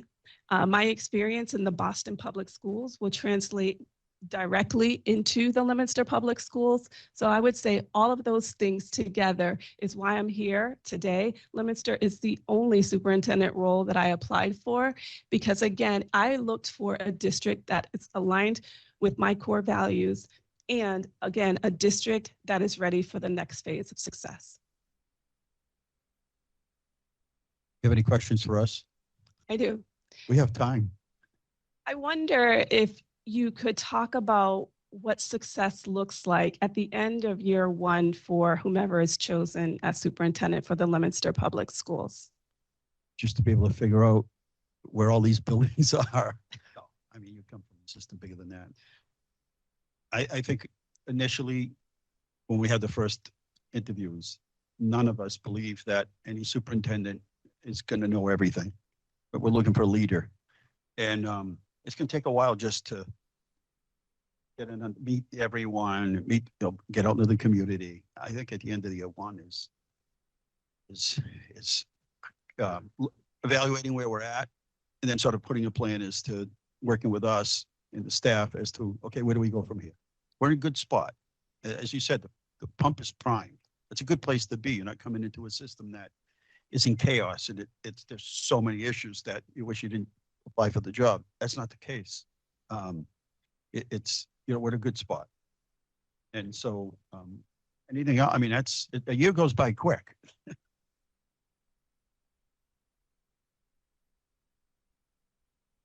also with students, the families, the staff, to get to where we're going, to have some transparency, to hold people accountable, but celebrate everyone's successes, and to, really acknowledge the hard work that's being done, by each student so that we can get them to their optimal level of where they need to be, and embracing, our successes, our diversity, which can be both challenging and wonderful at the same time. Have lots to offer, and we need, somebody who's going to embrace that and, help us move, forward. We're been moving forward for a long time, but we've got some more movement to do. We're good adapters. You know how to adapt. Pivot. Yes, pivot. That's the hardest part. The hardest part is trying to define what is meant by success. So, you know, everyone's saying we're doing good, we're going this and this. But if you have to say it, then you're missing something. Success is not what you have done. Success is where you're going. Success is always amalgamated with change. If you don't accept change, you won't have success. It's as simple as that. And as I was saying earlier, we're sometimes forced against our will to reinvent ourselves. Whether it's the school district, the individuals at this table, we are forced to reinvent ourselves consistently. And as I've said before, oftentimes against our will. That's what we have to understand. And we don't want to understand that because it scares us. It scares us to find out that, we're not at all what we thought we were. That's it. Maybe to touch on that a little bit, it's that whomever we choose, the 3 finalists are not local to Leominster. So whomever we choose has to have and be prepared to have a strong backbone, because I want you to bring your outsider perspective and, you know, take a look at what maybe we could be doing differently, but also be prepared that there is going to be some pushback to We all that. have opinions, is Yeah. what you're trying to say. Yeah, and so whomever it is needs to be ready to hear that we love you and you're not from Leominster, you know. Everybody has an opinion on everything from A to Z, including how we design the traffic pattern up on the water tower. But everybody wants to weigh in on everything, no matter what it is. And I came here 30 years ago, someplace else, and I taught here 30 years. And this is now, as I said before, this is my city. My children were educated here. I started at the elementary level, went to the middle school, then the high school, and taught in the vocational program. So I feel that it's a good place to be. But again, you know, it's the flexibility. It's being able to evolve as the community and the people around you involve. And then you can see, looking at the total picture, the perspective, and where we're going with our students, because that's the important thing, is where are we going with them, and how can we move them forward and make them successful as they become adults. Anyone else? I would just add that, I don't know what they call it, the profile of the graduate. You know, the success, how I see it is, are we setting our students up for, to be a productive member of society? And I'd love to see that, you know, it's not always about college, but that the number of students that are going into further training, two-year degrees, certifications, anything that continues that education and you know, makes them more valuable members of society. And I think it's that, but how do we measure that early on so that we can get to that point where that's where kids end up as adults. Some students know exactly where they're going Right. right away, like, you know, second grade, like on a mission. Some don't. And I've always been more of a Montessori kind of person, a hands-on, show me how to do it, and I'll do it that way the rest of my life, even if it's the wrong way. You show me the way, and that's the way I'm going to do it. Yeah, that's right. Even if it's the wrong way, that's the way I'm going to do it, because that's the way you showed me. But some people just learn that way. We learn differently. And so there are many, many more opportunities. In Leominster, you could go into the military, you could work at a factory, and I don't know, what was the other one? Or construction. There are so many more opportunities today that these students, I say it every time, these students today have more opportunities than anyone has ever had coming out of the Leominster High School system. And that's a good thing. But sometimes you have to show them. You can't tell them, you can't show video. You actually have to bring them to it. And so exposing students, you know, in the first year, coming up with a plan to get students in, the staff, you know, the dreaded professional development days. Why can't we just go out and bring the teachers and staff out to these different, you know, occupations and let them see what actually goes on? And that's how a lot of people, I ask people all the time, how'd you end up doing this? And you're like, I don't know, I saw it and sounded interested and took a job doing it and went and got my degree, everything else. So It always goes back to what do you want to be when you grow up? happy, I don't know. I Happy. don't know what I want to be. I don't know. I don't know what I want to be when I grow up. happy. How about happy? Always been told I'm Are you really happy? juvenile at heart. Are you happy? Am I happy? Yes. I don't know what the word happy is. No. It begins with the letter H and I'm ends with the happy. letter Y. What is happy? I'm happy. You make us happy. Are you happy because you're happy, or are you I'm saying, are happy. you just saying that? No, I'm happy. Is it a philosophical I'm happy. question? Who knows? I know. I didn't. Hey. Sounds all like I a do- song, happy. Yeah, you have any other questions? We got till 8 o'clock. I appreciate that. Thank We you. were just trying to make you laugh. I know, that's I all. appreciate that. I mean, I do have one other question because I like to end on a good note. I wonder what would be your one bright spot or celebration about about the Leominster Public Schools? What would you brag about? I think the diversity of the public school is very diverse, but we're a family, I have to say. All the schools work well together. We all communicate well together. The committee works well together. And I have to say the whole district, committee, schools, I think we're just a big family that wants what's best for the students of the school district.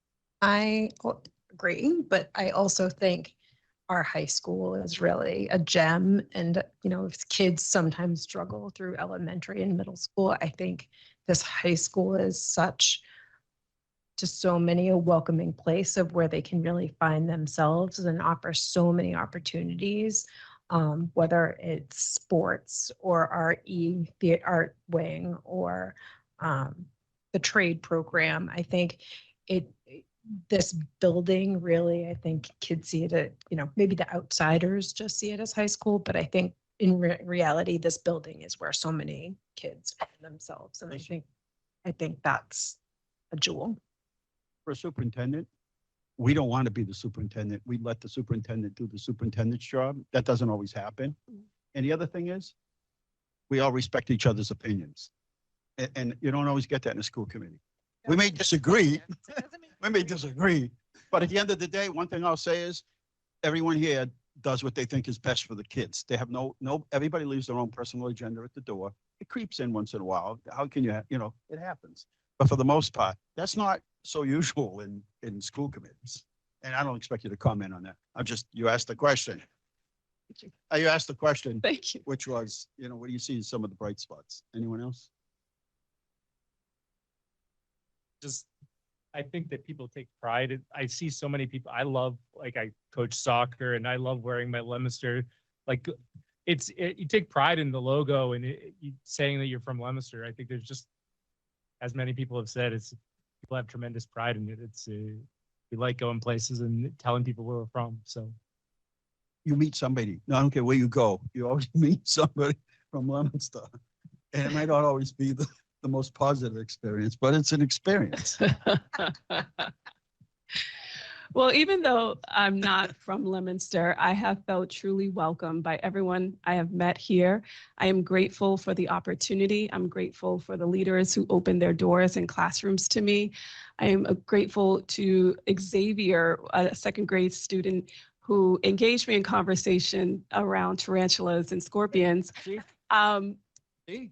That was a phenomenal experience. So based on my experiences and my skills that I bring to the table, I just want to end by saying I lead with heart, I lead with passion, and I lead with pride. And I think, again, that Leominster is in the right place, and choosing the right leader at the right time will yield positive results.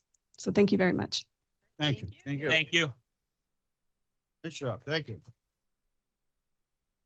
And she yelled at me because I wasn't on time for everything. Renee, you want to tell everybody how you got to yell at me several times? Yeah, she yelled at me because I wasn't on time. Wait a minute here. What's going on? Who's doing the interview? Nice to meet you. Oh, she's just trying to keep me on time. What time are we at? 7 o'clock. Recess, please. Anyone would like to make the motion? I make Motion for Lisa said recess. yes, and Sal said yes, yes. All in say favor? We're in recess.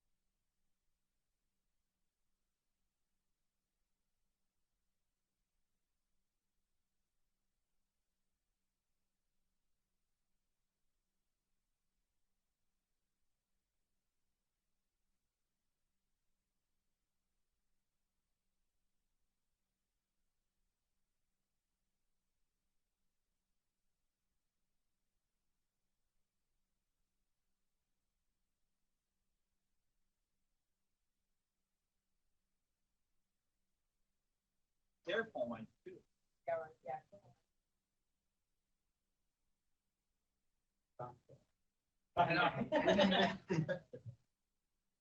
What's it cost you to make that thing?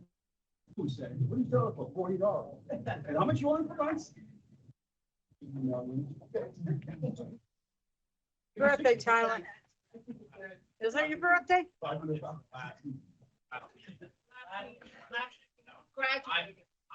that's right.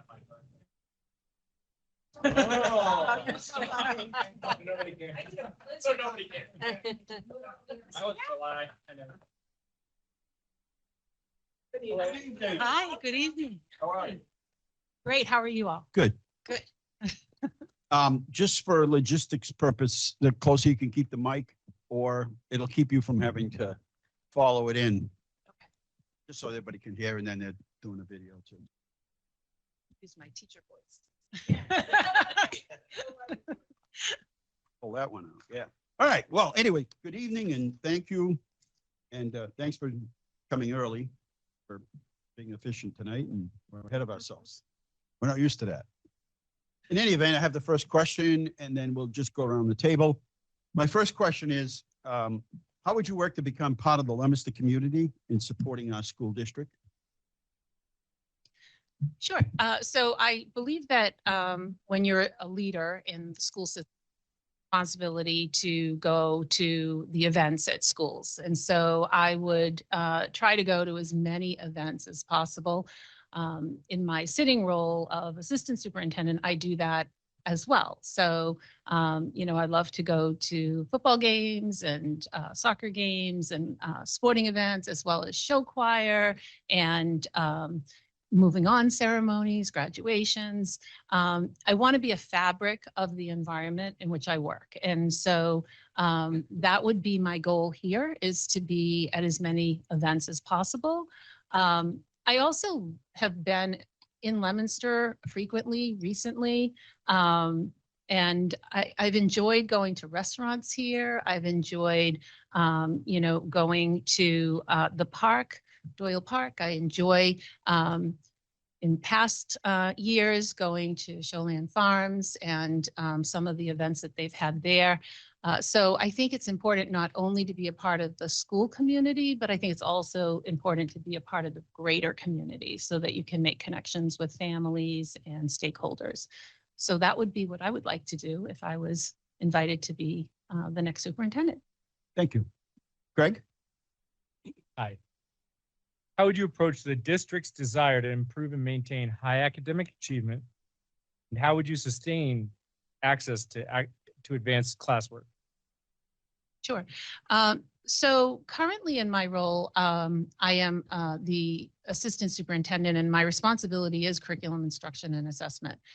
So I have been fortunate enough to have the experiences of looking at our advanced placement courses and looking at other opportunities throughout our community to expand upon dual enrollment programming and early college programming, all of which provide students with a similar experience and a weighted grade point average above a 4.0, which helps to support students when they're applying for colleges. So the first step, I would look to see what Leominster is doing well in this area, because I know they already have a lot in place. But then I would also love to contribute to the team with some of the ideas and experiences that I've had to help perhaps grow programming or expand on programming. But I would first love to get into the community and look at what's working well and what ideas are already in place and how I could help to provide my experiences in that area to help support opportunities for growth. Thank you. Mr. Ron? Good evening, Robin. Evening. Please speak to the needs of adult learners and how you work to address them. Adult learners, sure. We already had this conversation earlier Sure. at that last. Yeah. So I think that, adult learners depending on what we're referring to. If we're referring to educators, I would look to see what the needs were for professional development and then seek out experts within our community and perhaps providers outside of our community that can help support whatever the need is for the growth and the learning of the adults within our school district. If we're talking about community members, and talking about adult education opportunities for community members, I think that I have done a lot of work within my district with our community around providing opportunities for adults to get credentials. So GED programs, adult education programs that provide background and learning for adults to be able to go to community college. Also English as a second language programming for adults that are new to our country that want to be able to pursue higher education but does not have the background. So I think that there's lots of ways to support adult learners. I think there's also ways to support our graduates that have credentialed through us, whether it be through the technical programming or students who have received a diploma in our mainstream program, and provide opportunities to hear from them, hear how they're doing, and look to see what else we need to do to improve our programming to support their ability to either get access a career or a college entry. Thank you. Thank you. Sal? Good evening. Good evening. So special education is a particular challenge because of the complexity of rules, service needs, and students and parent concerns. When you assess the effectiveness of your special education programs, what are some of the criteria you use? Sure. So there's quite a lot of criteria. I've been fortunate enough to oversee our special education department in the school system I'm in currently. And so oftentimes when I'm looking at success, I'm looking at dropout rates, graduation rates, how many students with individual education plans attend 4-year or 2-year college programs, how many students complete those programs, how many students have received vocational education and have been able to obtain a job in their certification area. But I also look at the student from the start or the entry into the individual education plan and how they're progressing over time. So we look at things like transitions from elementary school to middle school and how the student is doing in the environment as it has changed. So in elementary school, students tend to stay within the classroom with one teacher. Then they transition to a middle school and they go between multiple classes.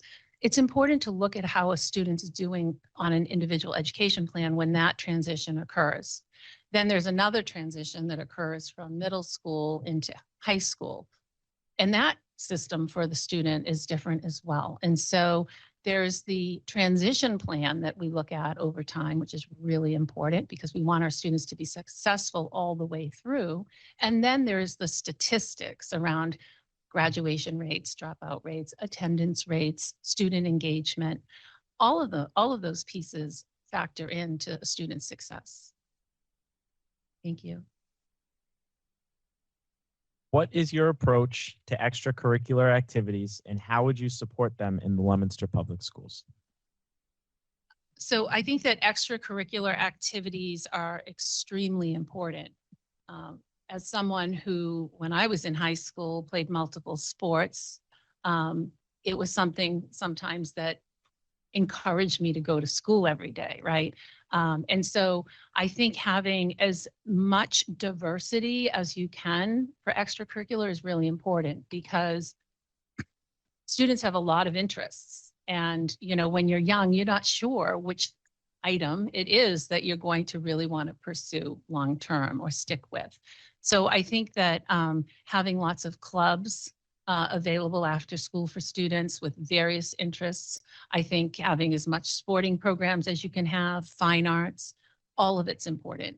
And however we can sustain that is what we need to pursue in order to do that. I think that especially in high school, we tend to see students disengaged. And I think that any way that you can try to have someone feel joyful and engaged in their learning, we should do it. And there's lots of grant funding out there for those purposes. So thank you.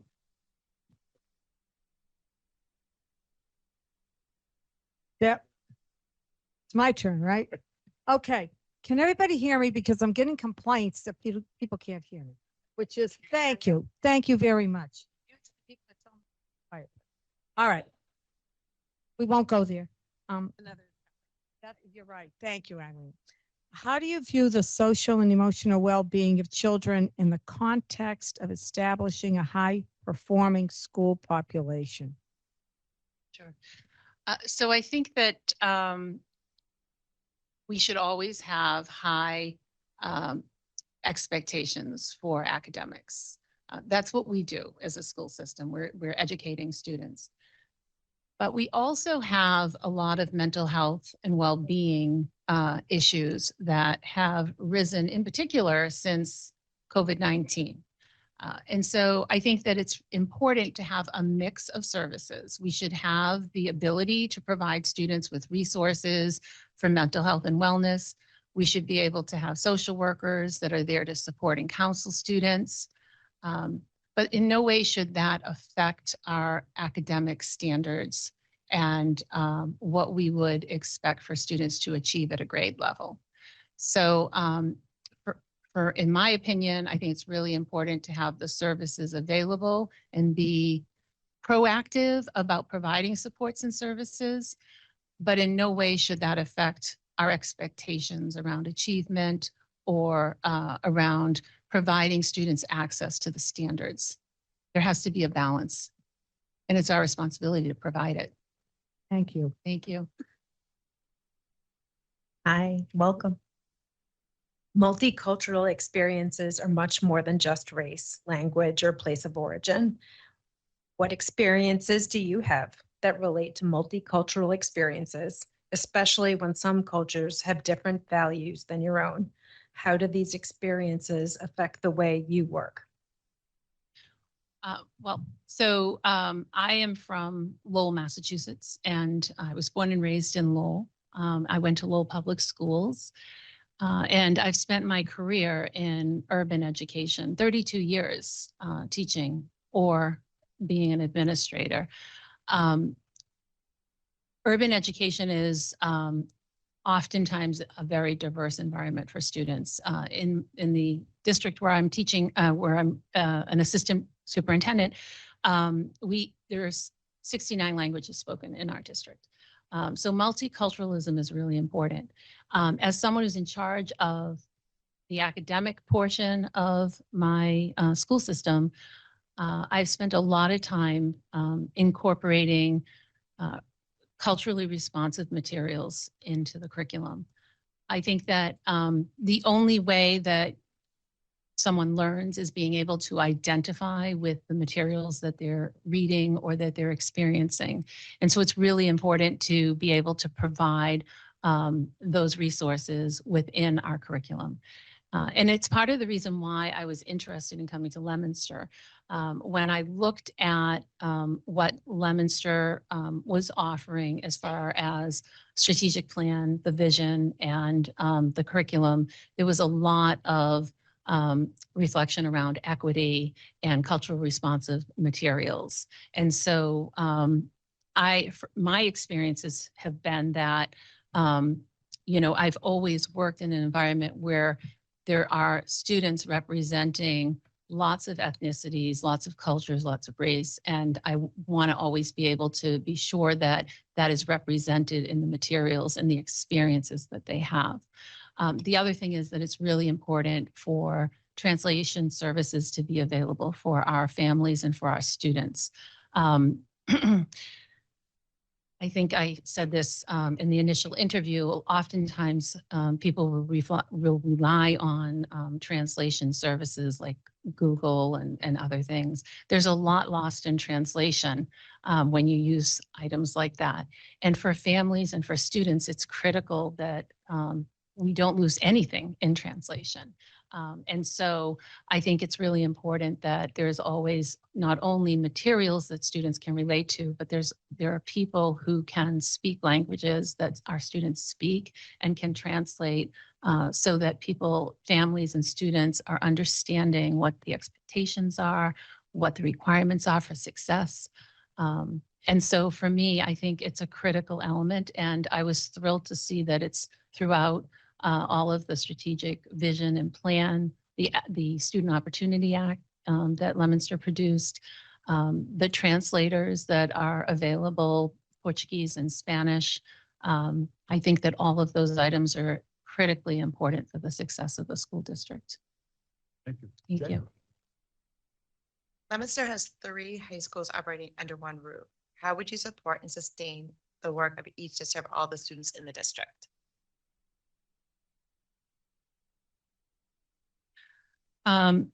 So, I think that again, it's sort of speaks to the offerings that we provide our students so that they're engaged. And so when I look at having 3 high schools operating under one roof and how to support and sustain the work of each to serve our students, it's really getting to know the leaders, it's getting to know the teachers, and it's getting to know the students and understanding what they're doing, what students are asking for, and working together collectively to ensure that we're providing programming that students are engaging in. Where I am currently, we have a high school that services 3,300 students. We also have smaller high schools that provide something different for students that need a different learning experience so they're successful. And we also collaborate through an After Dark program with our Greater Lowell Technical School so that students in our comprehensive high school can come in late, take the standard courses that are required for graduation, and then go to our regional vocational school and get certified in auto tech and other things that we don't offer in our comprehensive high school. I think it's critical that we provide students with what they feel they need to be successful. And again, students are young. They need to be able to explore. They need to be able to try different things. So I think the more options we have, the more successful we're going to be. And so I would support whatever options students are looking for and whatever staff needs to be able to provide that. Thank you. Josh?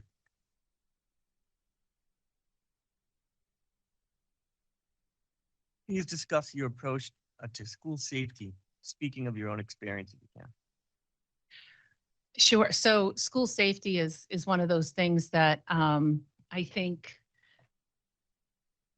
preparation is extraordinarily important. And so, as someone who was a building principal for many years, an assistant principal prior to that, and then an assistant superintendent, I've been very involved in all of our preparedness training. And so when I think about safety, I think about number one, preventative measures, right? So making sure that your facilities are locked down, making sure that the facility is safe, making sure you're connected with your community support agencies, whether it's fire, police, et cetera. And then also making sure that you're providing mental health and wellness supports to students and staff. Those are preventative, right? But then there's this element of preparedness that you have to have. And that's the work that's done prior to, the start of school, where, you have plans for any kind of experience that you might have that is an emergency, lockdowns, hard lockdowns, soft lockdowns, et cetera. And you have a manual or you provide people with directions for how you would respond to those kinds of things. With that, you would also have drills and scenario option-based practices to make sure that if there was ever a situation, you've prepared for it. Safety is not one of those things that you want to do, you want to plan for or deal with after an event, you want to make sure you're well prepared ahead of time. And again, it's in collaboration with all of your support agencies within the community. And then from there, there is responsive training where people know what to do if there was anything that ever happened, and how to handle it. Social workers are, set up in a strategic way so that they know how to respond if anything happened. And then there is the communication process and being really well prepared to communicate with staff, families, community, if there was ever an event. But it's, I have a lot of experience in this area and I could probably go on forever about it.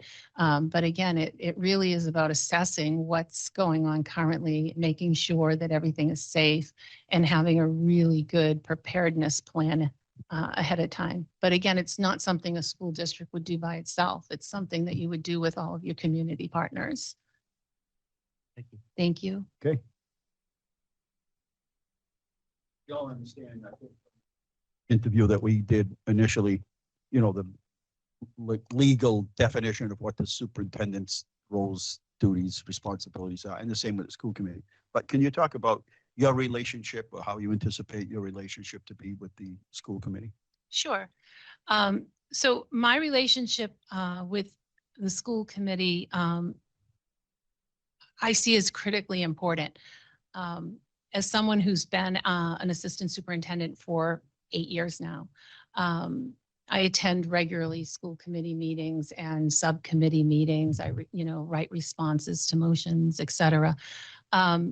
But what I have always felt is that school committee members are working for their constituents. And so if constituents bring things forward, it's their responsibility to bring it forward to me. It helps me, if I am your next superintendent, understand what's going on within the community and what it is that the community wants, and then look to accommodate that. And so I see the relationship as extraordinarily important because you are the voice of the community and you are providing me with the information that I need so that I am able to meet the needs of the community well. So I would see it as a very strong partnership and an important one to help me lead a school district that satisfies our community. Thank you. Tyler? As our superintendent, what would be your vision for our district? As a superintendent, my vision would be to be able to provide all students with what they need to be successful. And that's not always college, that could be career. And so for me, it's important to provide guidance and work as collaboratively as possible with staff and students and families to be able to provide a student with whatever it is they want, whatever it is they need to be successful in life. And again, that can be very different. But it's important that every student have access to the standards, that classes are engaging and joyful and safe. And so that I also see as a really important part of the role, is to make sure that students are engaged, there's some joy in what they're doing, they want to come to school, and the environment is safe. Thank you. And the best question. Night?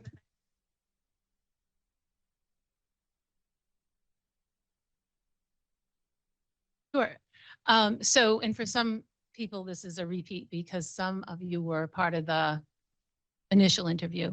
But I have been, as I said, an assistant superintendent in a very large district. The district has over 15,000 students. And so I decided a couple years ago that I wanted to pursue a superintendency. And so I decided to embark in a program that allowed me an experience with a cohort of people across the country that wanted to also pursue a superintendency. It's the Superintendent Leadership Association, Leadership Institute through the Association of Latino Administrators and Superintendents. And so that allowed me to go on weekends to meet with the cohort that was pursuing a superintendency and go to different locations across the country and listen to other superintendents, sitting superintendents talk about how they're improving their school districts and sort of what they're embarking on. And we did a lot of problem solving, a lot of scenario-based decisions around what could happen if you were a superintendent. And it was a great opportunity for me to learn a lot about the role of superintendent. But I also have always been very focused on diverse urban communities, and in particular, communities that see discrepancies amongst marginalized populations. And so there's been a lot of superintendencies since I've graduated from this program that have come available in Massachusetts. I don't apply for them. When I started looking at some of the more recent ones this year, I saw Leominster, and then I started looking at the demographics, and I started looking at some of the things that the school district is focused on in the strategic plan, and also the Student Opportunity Act document that's on the website. And I started making connections with my work. You know, the Student Opportunity Act submission from Leominster is focusing on students that are high needs students in poverty, students that are designated or identifying as Hispanic, and students with individual education plans. That's where I've focused a lot of my efforts over the years. And so I felt like I would be able to contribute to Leominster. I felt like my experiences and the work that I have done, I would be able to be a member of a team that could contribute to moving Leominster forward. There's great things going on here. The more I dig in, the more I learn, the more I see a welcoming community, a community that's vibrant and very engaged. And that's what I'm looking for. I'm looking for a community that I can feel a part of the fabric of. But also it's important for me to ensure that wherever I'm going, I am aligned with the vision and the mission, and that I can bring skills to the table to support the team. And so when I looked at Leominster's demographics and I looked at all of the things that are part of how Leominster is moving forward, I feel like I can contribute to that and I can support the growth. And that's important to me. I wouldn't go somewhere, or I wouldn't apply somewhere where I didn't feel like I could be a part of a team. And so that's why Leominster. Good question. Any questions for us at all? Yes. Actually, one of my questions was, if whoever your next superintendent is, where would you want to see the district in a year? And anybody? So I don't know if I'm speaking for everybody, so I can only suggest that it's a new person. None of the candidates live here. None of them work in the system. So I think we're of the mindset that it's going to take some time to understand, get a feel for things, get a feel for people, get out into the community, get all the things that happen when you first take on a new position. And we don't expect the superintendent to know everything, but you know, to begin to start to look at, through conversations with us, to start to look at, you know, our you know, the various plans that we have in the city and the school department, and start to, you know, put plans together. You know, we're in a good spot. There's not turmoil or chaos in the system, so we're in a good spot. So we really can start to work on being proactive on a number of areas that we just haven't had the time, because we have been sort of cleaning things up in the past. Is that a good way to? You know, the superintendent coming in, I would like them to do kind of a SWOT analysis. You know, what are the strengths? What are the weaknesses? What are the opportunities? What are the threats? And and really prioritize them, right? Just come to us with what, these are the, I've done my analysis of everything and this is what I feel are in those buckets, right? And these are the things that I want to prioritize. And, once we understand what those priorities are, we should be setting our goals around that and supporting you. And I think that's what I want to see is that we've got the priorities and then we're aligning our goals with that to support you and support the school. So I think we all have our ideas about what the priorities are, but fresh eyes and fresh ideas is certainly I'm hoping for. Really establishing those relationships, connections, knowing your staff, what their strengths are, what needs to be built on, understanding the student demographics and where, not that you would know every student, but kind of, where each student is at, partnering with the members, well, obviously with the school committee, but really to, come up with, like Greg said, it's sort of a mutual vision and, a plan on how do we get from, point A to point B, and always keeping in the forefront student achievement, sort of equity for all students, and that success is going to look very different child to child, and that's okay. But to really involve, that are important to each of those. Great. Other question? Catherine? No, that gives me a good sense. I was really pleased to see that you have so many staff that have been with the district a really long time. When I went out to schools, I met many people who've been here for 20 years, 30 years. And so I think for a new superintendent coming in, having that knowledge base, to your point, especially where they're not necessarily in the community right now, is quite a gift. So that was exciting. I don't have other questions. Do you have any other questions for me? I do. I got two of them. Oh. Okay, I won't ask.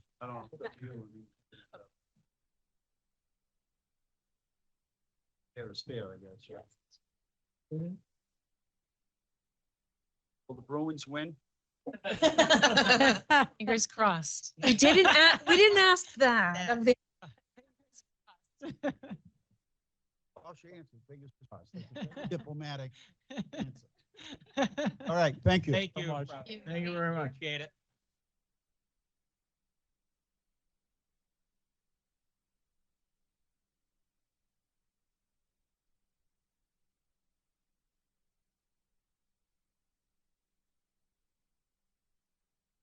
No. Tonight's the night. That's why I'm not gonna watch or listen to it. Don't tell me. No, don't say that. I don't want to say that because Don't even say they're winning. Like that's we're losing the series, so it doesn't matter. Don't say it. Don't say it. I'm gonna stay focused. Reverse jinx.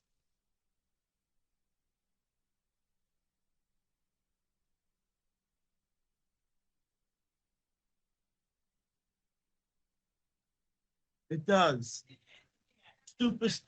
Superstition does matter.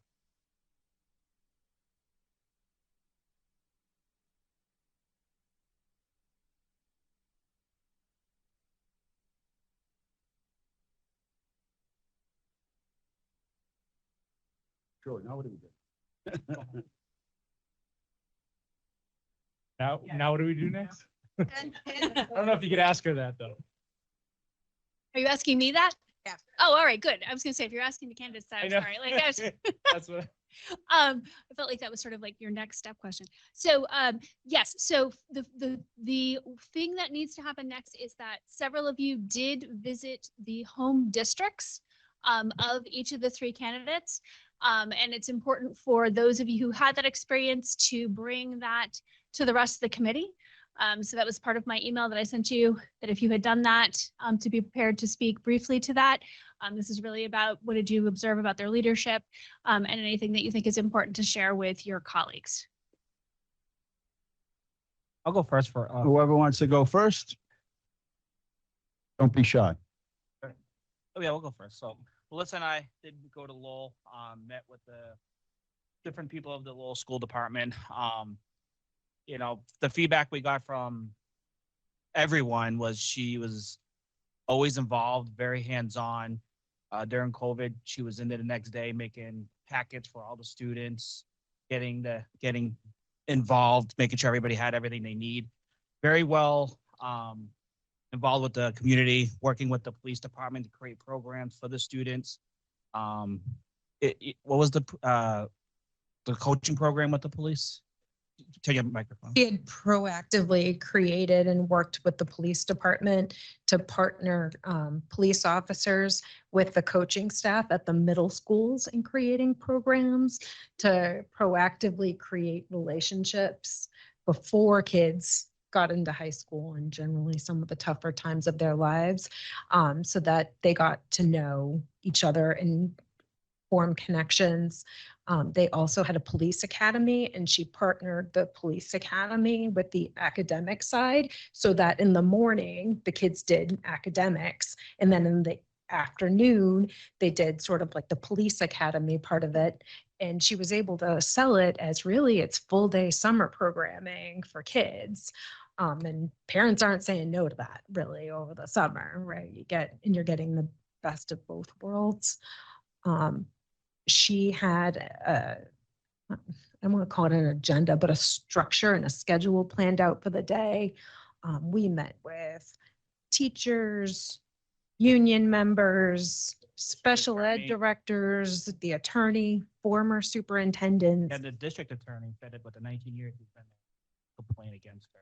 Yeah. And And without even having to ask some of the questions we went with, I don't want it to seem like it was like they came with planned answers, but they almost all echoed the same sort of comments about community and team building and advocating right down the line.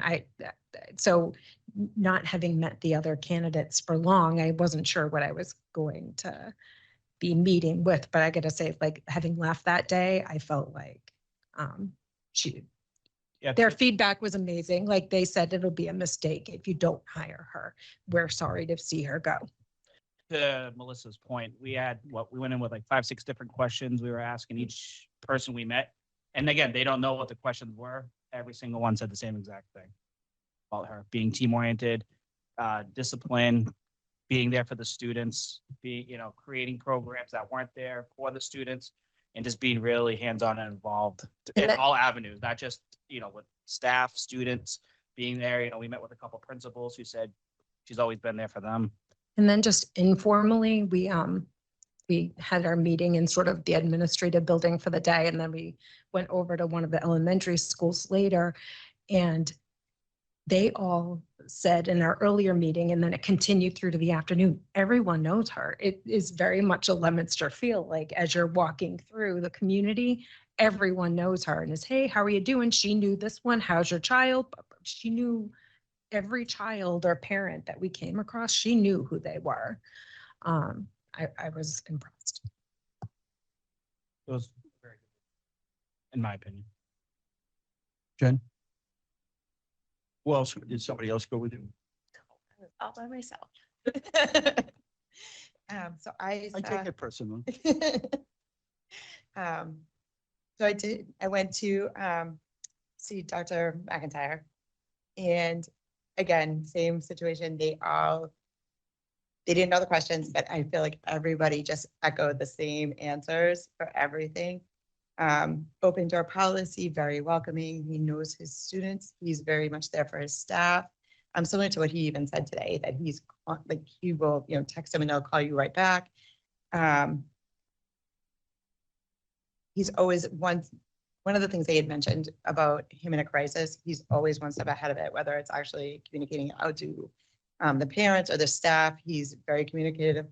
He's, I'm not sure where he comes from, but he would like be there in a heartbeat if he had to come back from like his house to the school, if there was an issue at the school from like a sports game, those kind of things. Everybody said it would, again, it would be a great loss to their school, just like that they did lose him. I did ask, like maybe an area that they thought some growth would be. And a lot of the answers were his decision making. He always leads them to a decision. He never gives them the decision, I guess. So, but they say in hindsight, looking back at it, they enjoyed that because they learned how to grow from that and make that decision on their own. But in the thick of it, they were like hoping to get a clear-cut answer. But again, he had a complete agenda for me all day. You know, I had students, school committee members. I had, oh my goodness, lots of principals. I had the fire department, I had the chief, I had the police department. So, and everybody kind of echoed the same thing, that he's just a very nice guy, very caring, decisive, makes our open door policies very like well-spoken. So again, it kind of echoes exactly the same. Can I add, in the first interview, he said he would be on site within 30 minutes. There you go. And I went to Newton, and similar, I mean, the candidates sound a lot like each other. And the one thing I was impressed with is it wasn't a love fest. She didn't set it up. She invited every assistant superintendent, every principal. It was everybody. So that if somebody did, felt like they're obligated to be there and they didn't want to say something, they could have. And they didn't. And I think the thing that stuck out the most to me was the good listener and a real caring listener. Like, I'm really listening. You made me think of things a little bit differently than I did before. So there have been, and they all said the same thing, when there's something big, and they all look at her as a leader now. Like, no, we got to go to her. She's in, and then obviously they had a strike. Everybody knows about that. And every one of them said at the end of it, she's the one that reached out and went to the schools to talk to, because there's some scars, there's some bad feelings, takes a while to get over that. And that she was the one that initiated that and went out. And they really felt that, she was the leader in their school system. Like, that's the person, because she's not inflammatory. She really does care about what people think. She knows that, here's a problem, it has to be resolved. We've got to move in this direction. What are your ideas about how do we do that? And that seemed to come from everybody. They were all sad to lose her, just, if we have to lose her, it'd be a hard void to fill. But that's the one thing I think that stuck out, is a good listener, like a sincere, I really care. She understands. She worked in the, in a tough school system when she worked in Boston. But I think a lot of the candidates, we're lucky. We got 3 good candidates. And, everybody's had a chance to Google their names, the public as well as us. And we were involved in some wild and not a peep, not a negative thing. But very involved in the community, always that person that's reaching out, signing up, volunteering, getting involved. And I asked the same question when you go out in the supermarket. If you go out to the schools, do people know who you are? And, the answer is yes.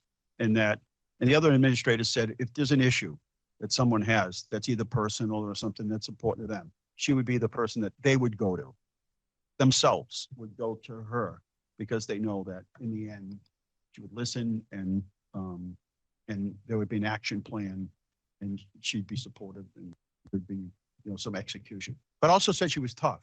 In other words, she's not a pushover. She's very tough. And, but, even ask questions like, hey, what happens, if the HR director was there? I'm like, well, what happens? Sometimes you know who people are and you have to make tough decisions, and things don't work out. You got to let them go, or, take disciplinary action. And you're like, oh no, she's absolutely solid on that. But in the meantime, she respects people's opinions and listens but at the end of the day holds people accountable. And she wants to be held accountable. And she did keep me on time all day. I was just a joke. You know how I am. So when I said it was really good, because she did. She had she was respectful with everybody's time, and myself. And we didn't eat. She would work me right through lunch hour, and And it was a very good visit. And by the way, I was in Central High, it was an alternative school. Mhm. That she has a lot of influence in town. It wasn't the best of buildings. It wasn't anything but wonderful things going inside the building at her direction, which I was really impressed with. Less about the building and more of the content and the educational component. I'm leaving now. Right. So with that in mind, then, my proposal to you would be that you do, for those of you who were on the screening committee, what we would sort of do to take the temperature of the room was to start with a straw poll. And so I would suggest doing that, which is to have Ms. Silverman do a roll call, have you each just say the last name of the person that you would move forward as the superintendent. And then essentially that then gives you would give us all an idea of where you are at this point. I think, are we in agreement? We've got 3 really good candidates. It's a hard decision, but we have to make, it can only be one if we could just put them all in a one.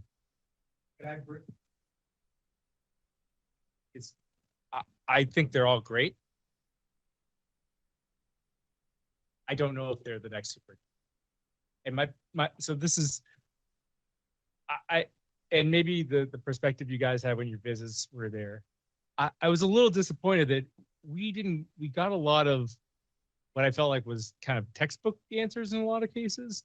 Not a lot of substance in terms of, well, this is what I did at my district. There was a few here and there, but to me, I didn't hear about this is how I've solved this problem in my district. With the exception of Kevin, I see both Renee and Robin to be great assistant superintendents. But did I see that leadership that there's nobody else to make this decision? I've got to make it type. I don't know. I don't, I'm not sure. I disagree. I felt that Desmond had a handle on a lot of very difficult types of decisions. The demographics in her community are similar to ours and multiplied by 10. She is a product of a very, very difficult city. A lot of, as she said, 69 different languages. She created all these programs. She was very specific, Greg, in terms of the programs that she created.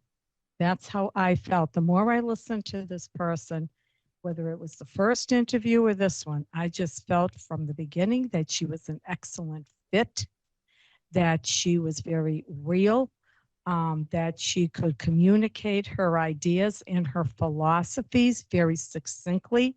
I didn't feel, after having taught and been in this profession for over 40 years, I felt that her responses were not simply jargon and textbook. I felt that her background and the way she presented her information, I just felt that she was very solid, and I would feel very comfortable with her being our superintendent. Hold on. In fairness, in many of the other interviews, and they become like sort of standard. Right. Can you give us an example? And we didn't ask those questions because everybody, if you work 10 minutes, you should be able to give an example of something that happened. That's not a general overview of everything you've ever done. So I think, intentionally stayed away from, can you give me an example? You know what I'm saying? In other words, they could all give examples, but how do we know if that sort of resonates throughout their whole history? It's like, do you like chocolate ice cream or vanilla, or you like ice cream? I mean, To your point, too, Dean, the questions weren't worded for them we to give didn't, right? examples. We didn't, Right. right? We didn't word them to say, Yeah. what's your like? Right. Yeah. My question was my question. I want to know how that person, that candidate. The only one with was the gonna work with experience us. was We the just safety here to one. pass the budget, and then they don't need us anymore. Are we people that might have a good idea that the superintendent might run with it? Oh yeah, yeah. So I didn't ask what your personal. So we could have asked, what was your experience? We didn't. I think we Well, I would have hoped that. I'm not trying to change your mind. I'm just saying we did. No, and We just didn't ask. and to be fair, I thought, Ms. Desmond was by far the best candidate out of all three. And I still could be swayed. I'm not dead set. I'm trying to play devil's advocate here, but I mean, what I wanted to try to get past was just somebody that interviews well, and that would have kind of helped, but, hearing Yeah. hearing the on-site visits certainly helped. Well, there's only, My notes. there's, As I mean- can find too. there's only one person that actually does the job right now. Correct. The others are one of the many assistant superintendents within their district. I can't read it. So, right, I mean, that's true. Yeah. Next So- time, next time, I Sal. want to bring up. One candidate, so. That's just. Can all see three. where we're at. And, you know, obviously, if nobody thinks Right. anybody is, then we can talk about an interim, you know, superintendentship, but I don't know that we. But if it's glaring. That's fair.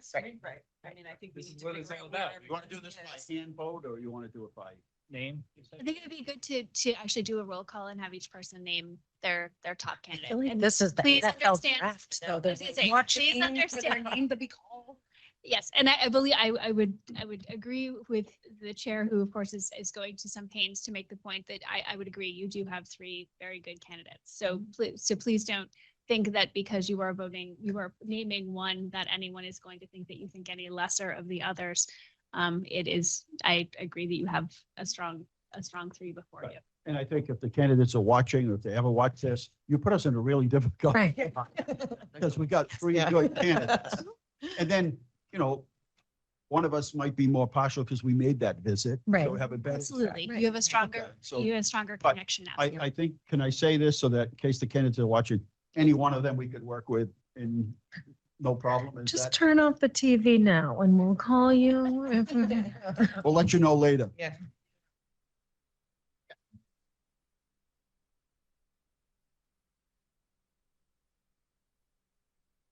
Person answer all No, of them. in fact, a lot of them are the same. You know, a lot of Right. them are very similar. This I liked about this one I liked about that. Right. You know, and I think Right. that's, you know, what you have to take into consideration. It's a tough decision. All right, we're gonna we're gonna start with Ron I'll take my call. next. Desmond. That would make you. Josh. Next. Josh. Still thinking. Yeah, I know you want, we can skip We you can skip. from the, if you want. Kelly. Desmond. I'd be McCall. Desmond. Desmond. Desmond. That's it. No, these two guys. Well, no, I'm just saying that we made it Yeah. round one. So now we'll go back to.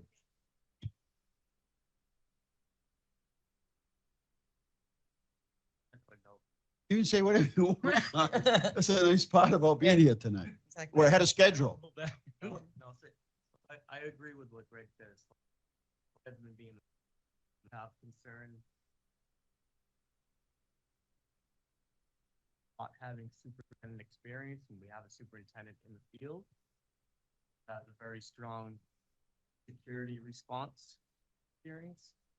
That's a really tough area to get someone up to speed. If we go with someone who that experience, we're gonna have to provide that leadership of talking about the safety committee and things like that, because no one mentioned that.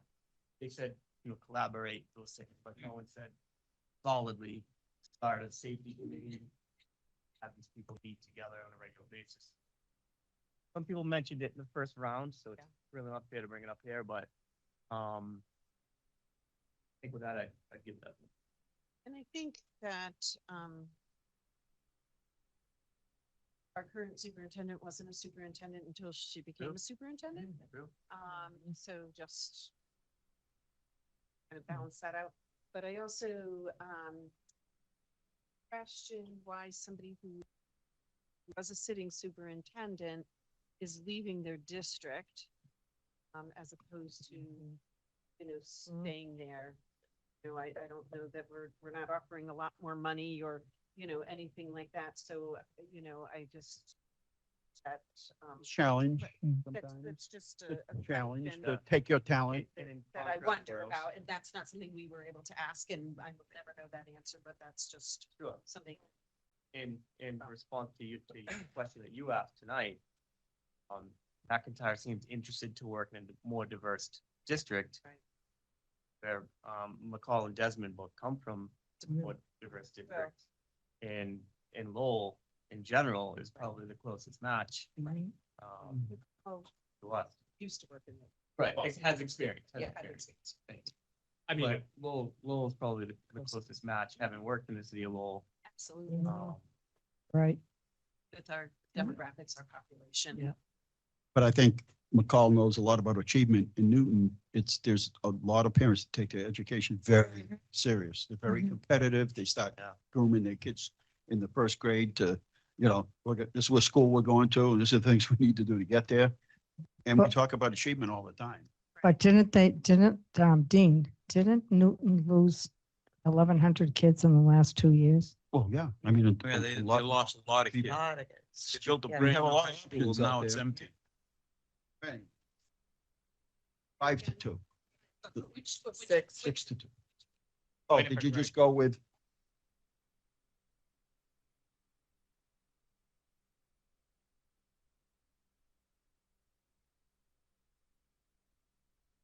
All right, I'll go to Desmond.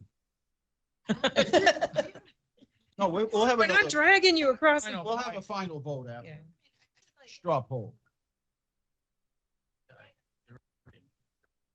Right You now, can't. He I'm has to vote. feeling, I don't know, we have a candidate yet. But you have to vote So- on one because you can't abstain because, Well, I'm not abstaining, but I could vote for interim, right? That could. no, you can't. Look, It's on the my floor. vote. I don't know the size. No, you're here, so you have to vote. Okay, so if I didn't feel that we have a superintendent candidate, what is my vote? You vote on the best candidate that we had before us tonight. If that's what I have to do, then I would vote for Ms. Desmond. So to make it unified, we'll take the final vote. All right. I'll start off with Ms. Robin Desmond. All in favor? Okay, so it's unanimous. So if you Well, there's would, nobody. I can vote, Okay, but but I'm not going to vote for what I want to vote for. Okay, I It's didn't, here. no, I know, I didn't see him raise his hand, that's why I was asking.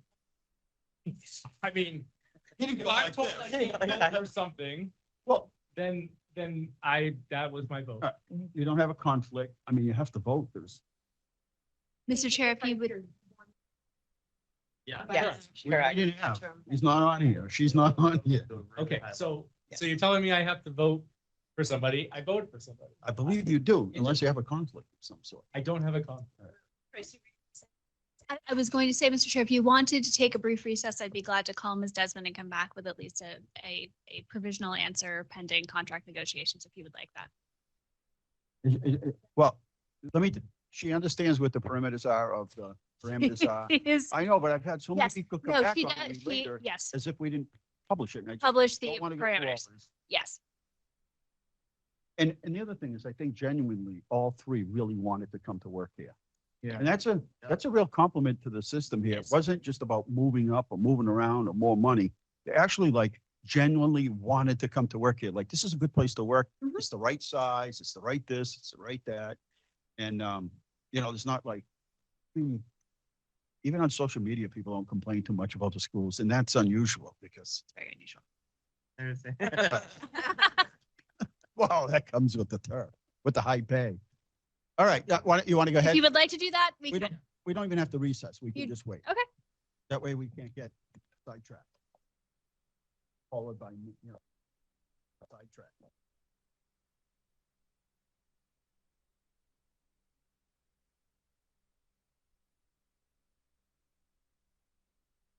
One thing I like about and the community, and that she visits, get to know the area. I think she's a good choice.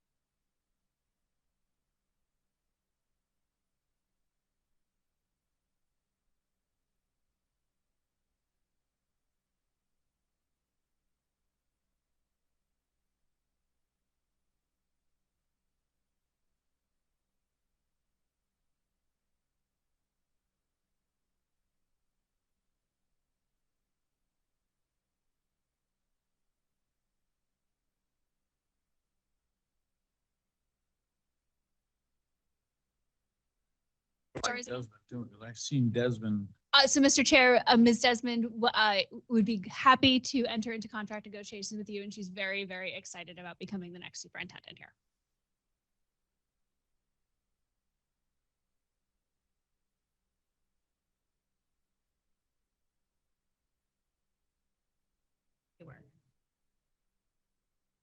And thank you, Tracy, again. I know we said it at the beginning, but thank you. We couldn't have Thank done you. this Thank as you. I didn't effectively. want to be in here till like 10 or 11 tonight. Well, you Not were making a very, decision. as per always, Mr. Chair, you were very efficient. I thought we were gonna have 3, 3, and 3. Really? That's what I thought. We're gonna have like 3, 3, and 3. So you are not posted for negotiations this evening, but the next thing that you will want to start to make plans for is who is going to handle negotiations and how. And I'm just putting that out there on the table in terms of that. That's something that we're happy to give you information and background and anything else you need on that as you move forward.